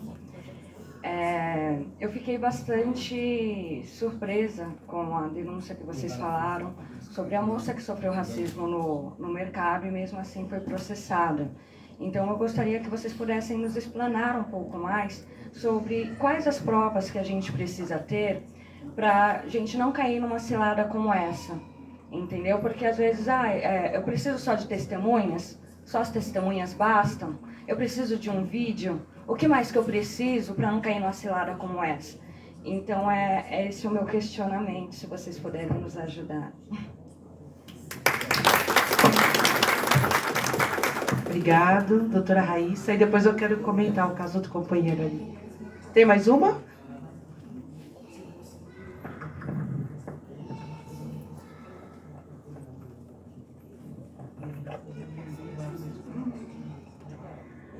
Boa tarde, pessoal. Meu nome é Renata. Ai, desculpa aí. Tá derrubando tudo. Imagina. Fica de lado, viu? Tão bom ficar de frente para fazer a pergunta. Mais fica bom. Mas só pra...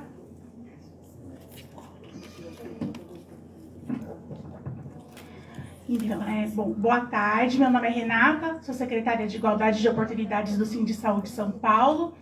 e a secretaria que corresponde à Secretaria de Políticas Sociais aqui da CUT, né? A gente está com a missão aí de reorganizar nossos coletivos, inclusive o coletivo de combate ao racismo, que ficou um pouquinho parado aí nas gestões anteriores. Então, estou aqui vindo também aprender com vocês e claro, né, somando na luta, porque, como a doutora falou, né, pode não ser o meu lugar de fala, mas com certeza é o meu lugar de luta.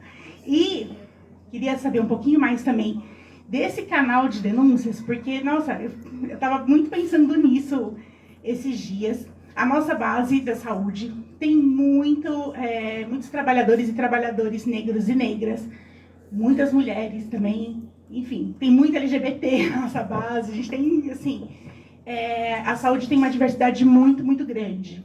E é muito comum, né, essas situações, tanto de homofobia, de racismo, enfim, todos os tipos de assédio. E aí eu queria saber um pouquinho mais sobre essa questão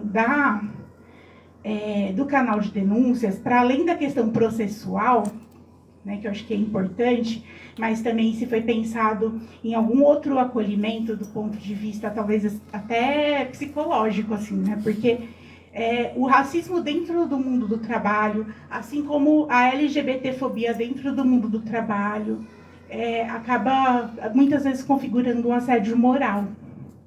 Aí queria saber se vocês também pensaram nesse outro lado, é isso. Obrigada, gente.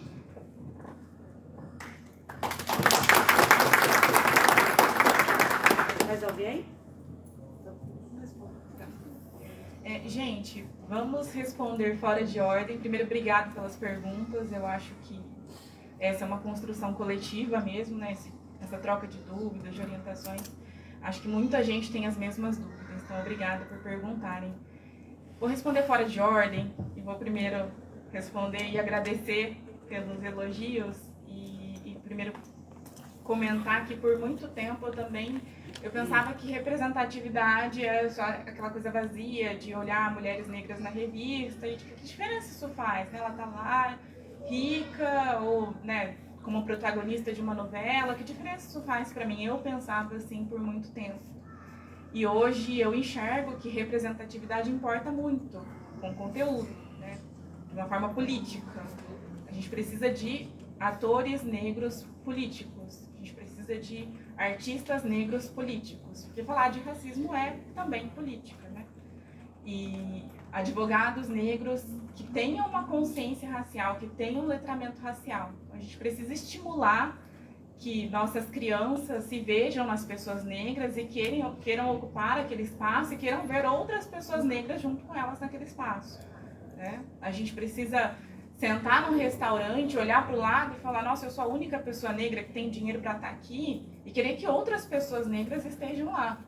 É muito engraçado quando você chega num lugar com 2, 3 amigas negras, as pessoas já perguntam se são parentes, né, família, porque onde já se viu 3 mulheres juntas num restaurante caro, né, que não sejam da mesma família? Nossa, o que está acontecendo? Então é importante a gente enxergar, só queria falar isso rapidinho, e começar a responder as perguntas pela denúncia, pelo procedimento do canal de denúncias.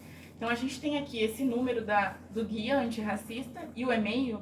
Nisso vocês vão entrar em contato com a CUT São Paulo, com a pessoa especializada para te ouvir e entender o que aconteceu. Aconteceu um crime, aconteceu uma ofensa, recolher as informações. Eles vão recolher o máximo de informações possíveis, vídeos, fotos, relatos, depoimento, e direcionar vocês para o nosso núcleo de advogados. Então a gente vai... Gratuito, pro bono. Importante que isso fique, né, bem esclarecido. Culpa dele.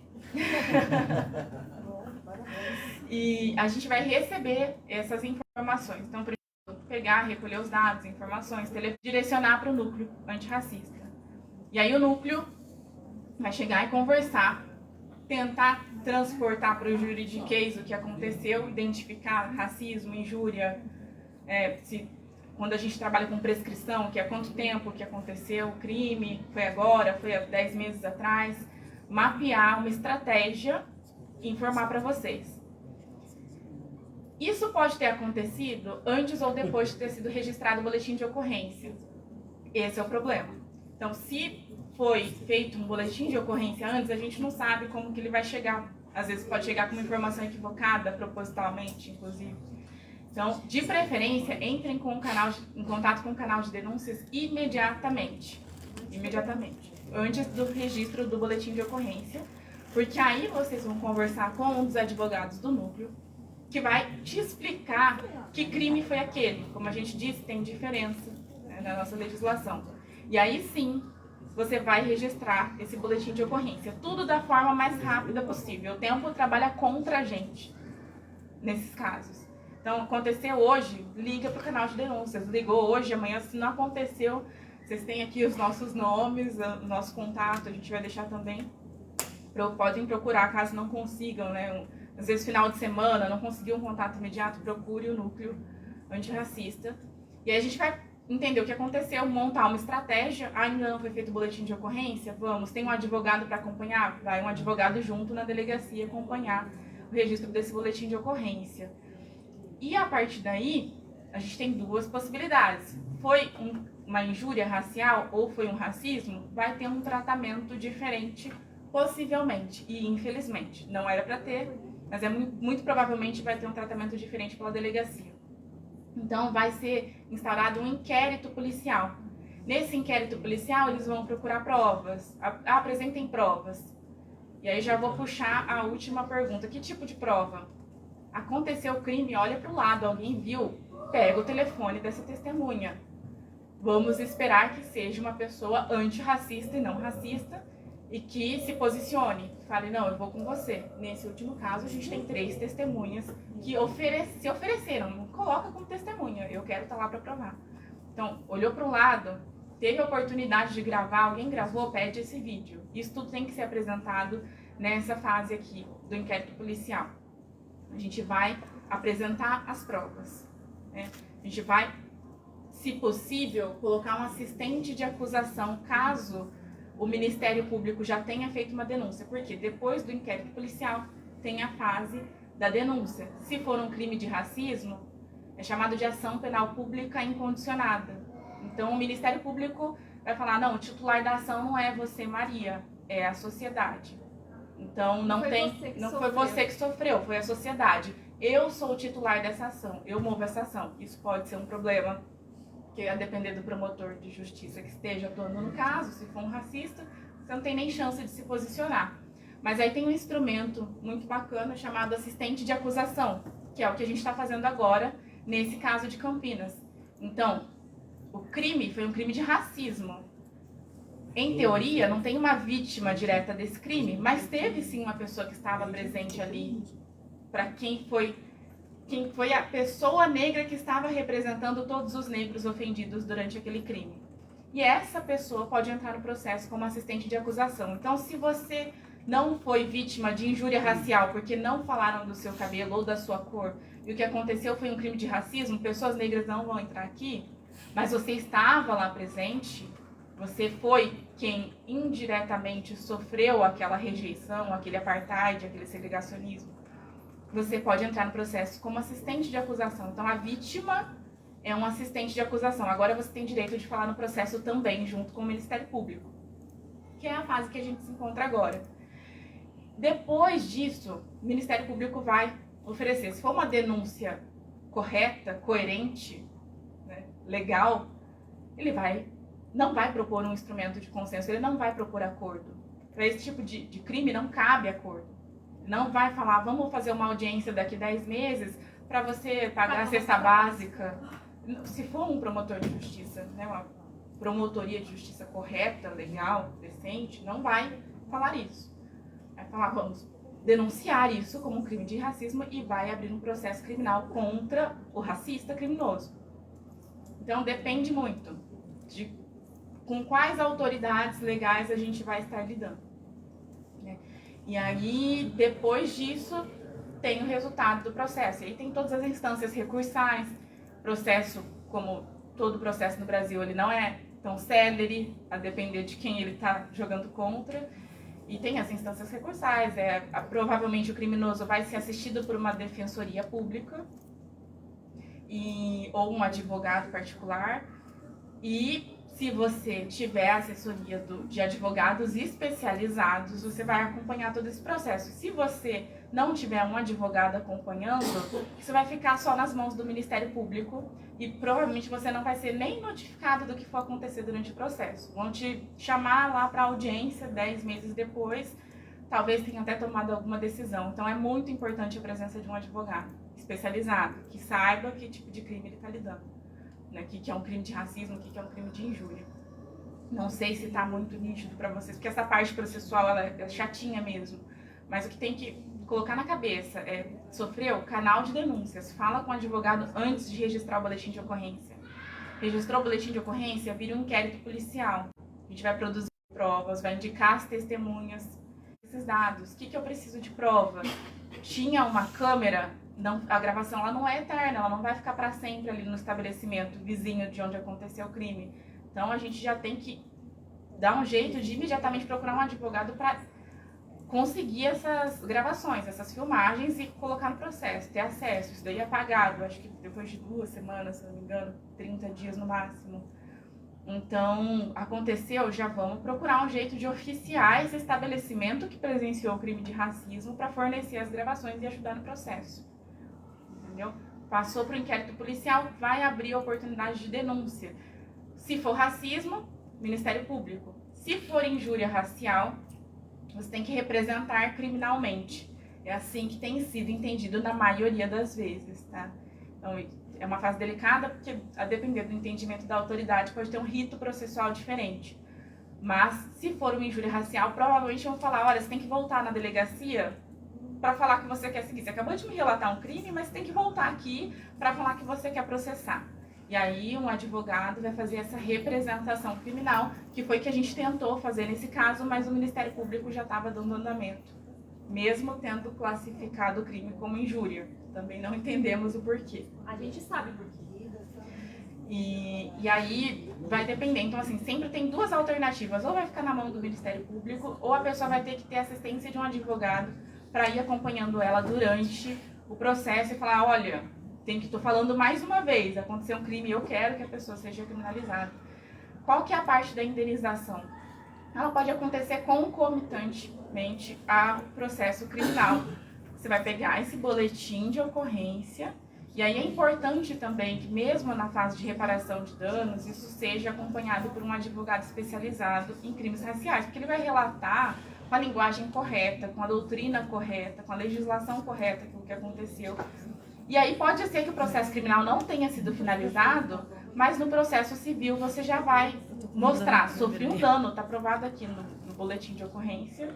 E aí no processo civil também provavelmente vão chamar as testemunhas, vão pegar a produção de provas, os vídeos, as fotos. Às vezes foi um crime virtual, printar esse... Né, soltaram no Instagram uma frase racista, printa o telefone. Se for por telefone... Uma informação muito importante, recebeu uma mensagem racista no WhatsApp, apaga o número da pessoa e deixa aparecer o número do telefone. Maria enviou uma mensagem racista ou uma injúria racial. Apaga o contato, lá no WhatsApp vai aparecer o número. É importante que não esteja só a foto para não alegarem que teve fake, adulteração. Entendeu? Então, apaga o número da pessoa e printa o número na íntegra. Tenta ainda levar ao cartório, se possível. Tem essa possibilidade de mostrar que aquele documento é válido, é verdadeiro, que não teve adulteração. Tudo isso o advogado vai orientar também, mas assim, se for algo imediato, antes que a pessoa apague a mensagem, faça pelo menos isso, apaga o número, printa a conversa. E aí, BO, você vai falar sobre o BO online? E aí eu vou passar agora para a Joyce falar sobre o BO online, que também está dentro dessa parte de procedimentos aqui. Falar sobre a cilada que ela levantou. Como é que você cai na cilada fazendo BO online? Pode fazer online? Pode.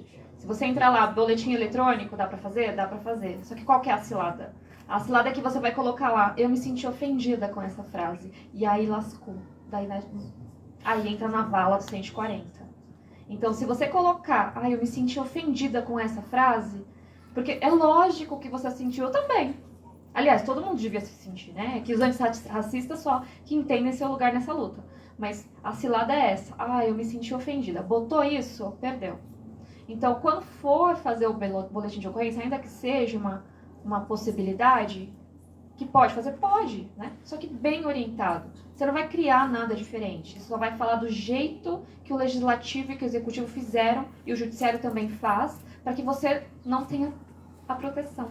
Então, só tomar cuidado antes de fazer, porque é claro que você vai se sentir ofendido e tem que se sentir ofendido. Porém, se você colocar isso no BO, vai virar, então foi uma ofensa. E depois chega lá no processo, não adianta o melhor advogado do mundo. Chega lá no processo, não, mas ela colocou lá, não foi ela que pôs. Ela criou isso, ela que falou. Então, ofensa entra pro 140 para o 3º do Código Penal. Ofensa, eu tenho que provar que o cara teve vontade, consciência livre de me ofender. E como é que você prova que uma pessoa tinha vontade, livre e consciência de te ofender? E no caso da sua filhinha, né, de 8 anos, qual que é a grande problemática? Muito embora o crime dela não esteja prescrito, não importa se ela tivesse 70 anos. O problema é, a outra criança é inimputável. A outra criança é filha de racista, com toda certeza. Mas ela é inimputável. Então, essa é a problemática maior. Por isso que a gente tem que ensinar desde a base, e é tão importante a legislação para alteração. Está lá no 215 também da Constituição Federal. A gente nem precisava de uma lei, entendeu? Está lá que a situação afrodescendente, a cultura afro, está na Constituição. Existem medidas que a gente pode tomar para a Constituição ser obedecida? Sim. Só que aí é um monte de risco também. Então, para não ter cilada, é como falar. Você não vai mudar o quê, você só vai mudar o como.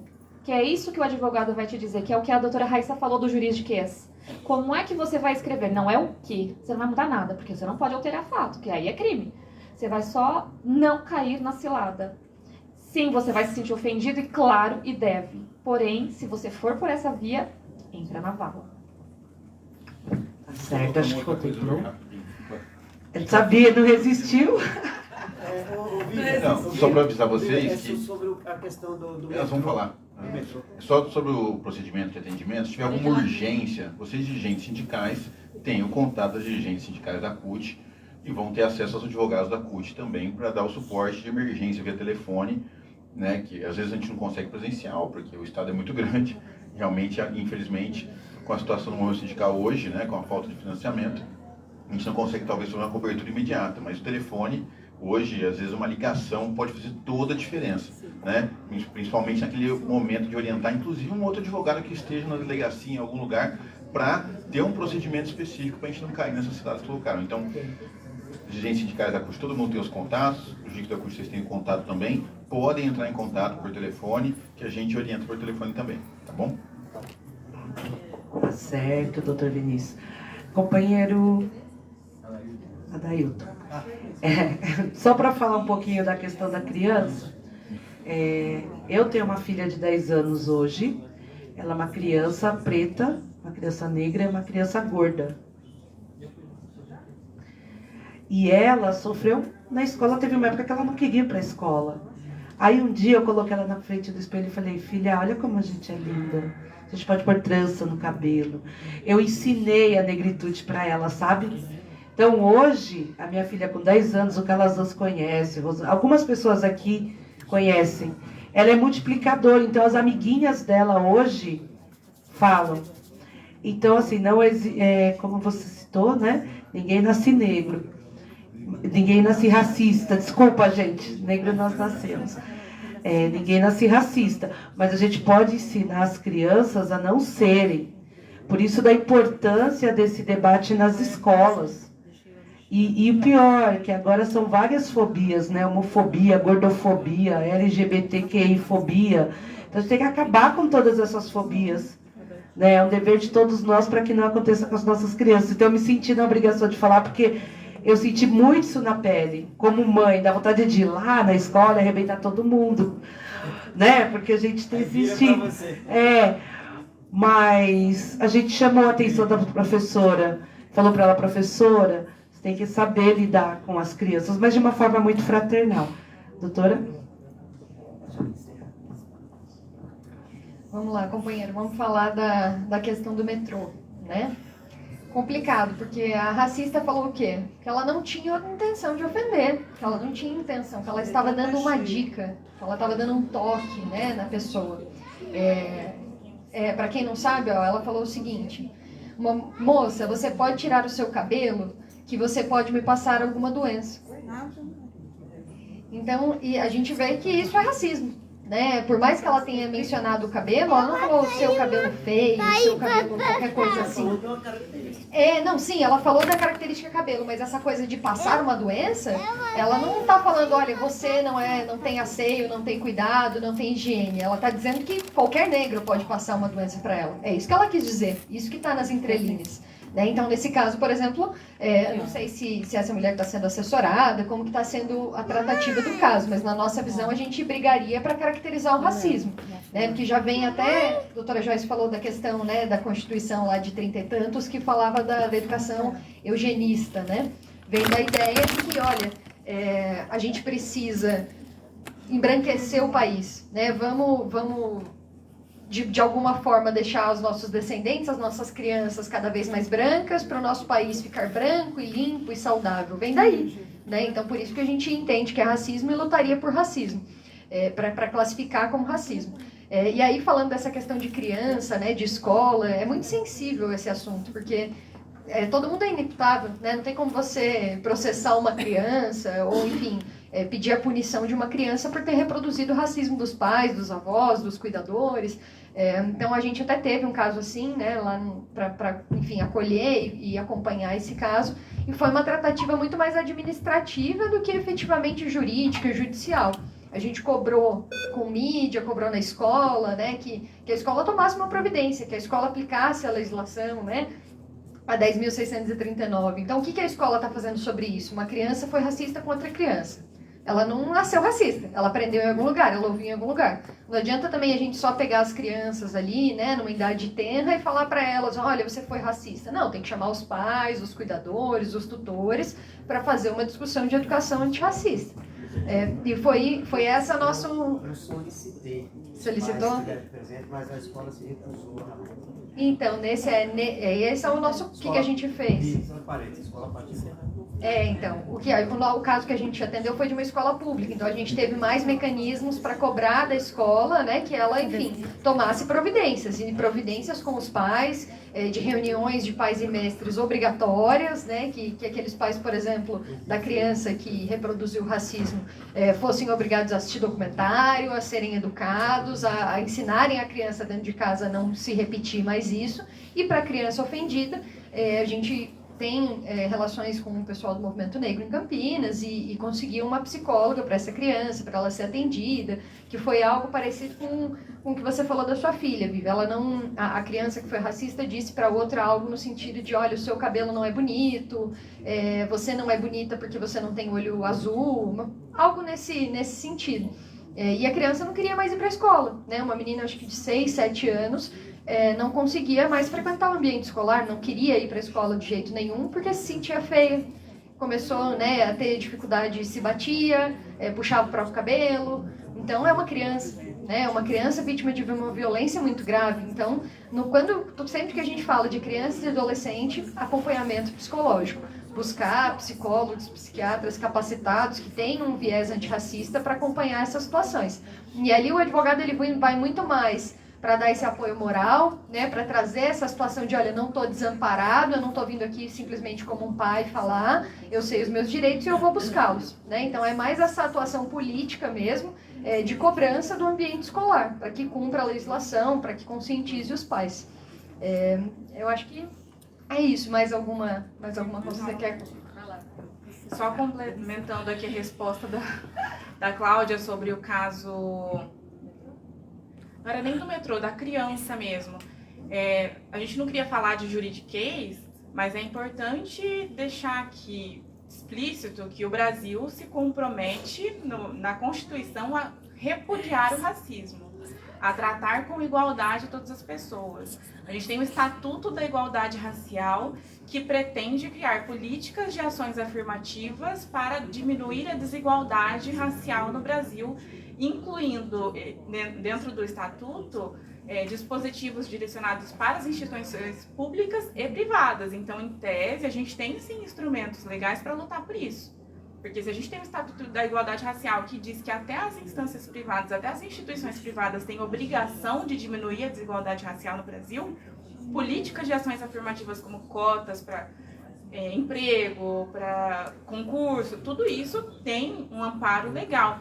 E, inclusive, as escolas devem ser, sim, responsabilizadas e se posicionar quando acontece um crime que não pode ter ali uma condenação criminal de uma criança, obviamente que não, mas a escola é responsável, a escola, principalmente a particular, ela recebe lucro, né, para ensinar. E o aluno negro, ele está pagando a escola, ele é um sujeito de direito ali dentro, de muito direito, inclusive, então a escola tem que, sim, ser cobrada. Se acontecer um caso desse, procurem um canal de denúncias e direcionem isso para um advogado que, dependendo das particularidades do caso, a gente vai levar isso para frente também. Nesse caso, eu não sei quando foi, mas parece que foi há um tempo, né? Sua filha tinha 8 anos. 8 anos. Tá com 23 hoje. Nesse caso, né, não teria como reparar isso nessa altura do campeonato. Mas numa situação assim, que aconteça amanhã, esperamos que não, mas que muito possivelmente vai acontecer, procurem também um canal de denúncias, porque a escola tem que ter uma maneira de ser responsabilizada, a gente tem instrumentos legais para isso, o Brasil assinou convenções internacionais se responsabilizando pelas atitudes, comportamentos, legislações, estruturas racistas, ou seja, vamos combater isso. Estou dizendo perante todos os outros países que eu me comprometo a combater o racismo. Então, não é o fato de uma escola ser privada que isso exime ela da responsabilidade de um crime que aconteceu lá dentro. Faltou? Acho que não faltou nada, né? Tem a Lei 10.639. Lei 10.639. Vai ficar para a próxima. Falou? Já falou?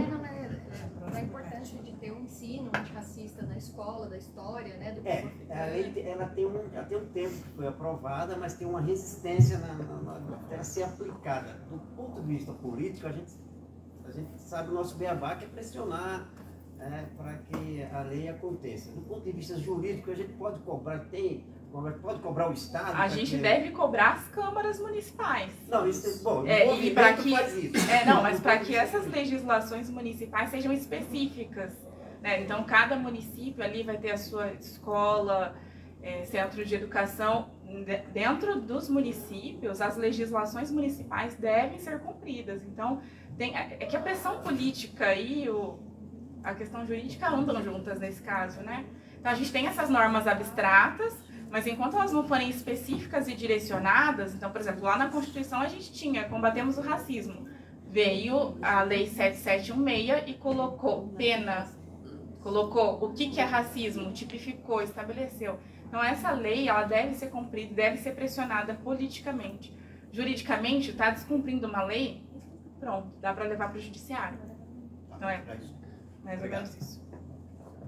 Gente, eu gostaria de agradecer imensamente as doutoras, doutora Joyce, doutora Raíssa e doutora Débora. Oh, meu Deus, doutora Débora é do meu sindicato, ela falou meu nome. Doutora Cláudia. Eu gostaria de agradecer muito a aula, o debate, aos meus companheiros e companheiras que vieram até aqui a CUT hoje, nossa atividade presencial, né, depois de tanto tempo. É uma alegria revê-los. O canal de denúncia está à disposição, né, o meu telefone está à disposição, tem nos grupos aí da CUT, né, Vivian está lá, e a gente está à disposição para isso. Eu quero chamar minha companheira Rosana. Vamos lançar em todas as subsedes. Isso. A cartilha será lançada em todas as subsedes, todos os sindicatos, a gente tem a matriz da cartilha. Então, todos os sindicatos aí podem colocar aqui o logo do seu sindicato, né, Rosana? Colocar o logo aqui para divulgar nas suas bases, tá bom? E o importante é que a luta não pare. Então, companheira Rosana, agora é com você a parte do encerramento. Dá para aplaudir? Pode aplaudir, gente.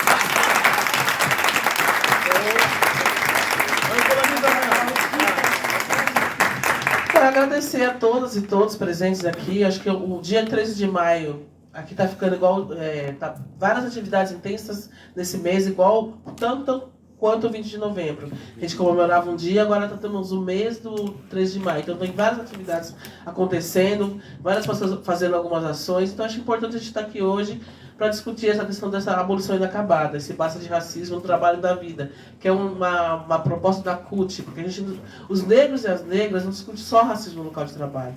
A gente tem a questão do movimento, do trabalho e da nossa vida envolta na questão de combater esse racismo. Então, quando a gente faz essa discussão aqui, hoje a gente se forma, como o Adailton fala da questão da educação, para a gente estar nesse ciclo, educação, mulheres negras, homens negros, nossos jovens negros que morrem pela polícia. Então, discutir o racismo é discutir o racismo com a família. E vocês são a nossa família aqui também discutindo racismo com a gente.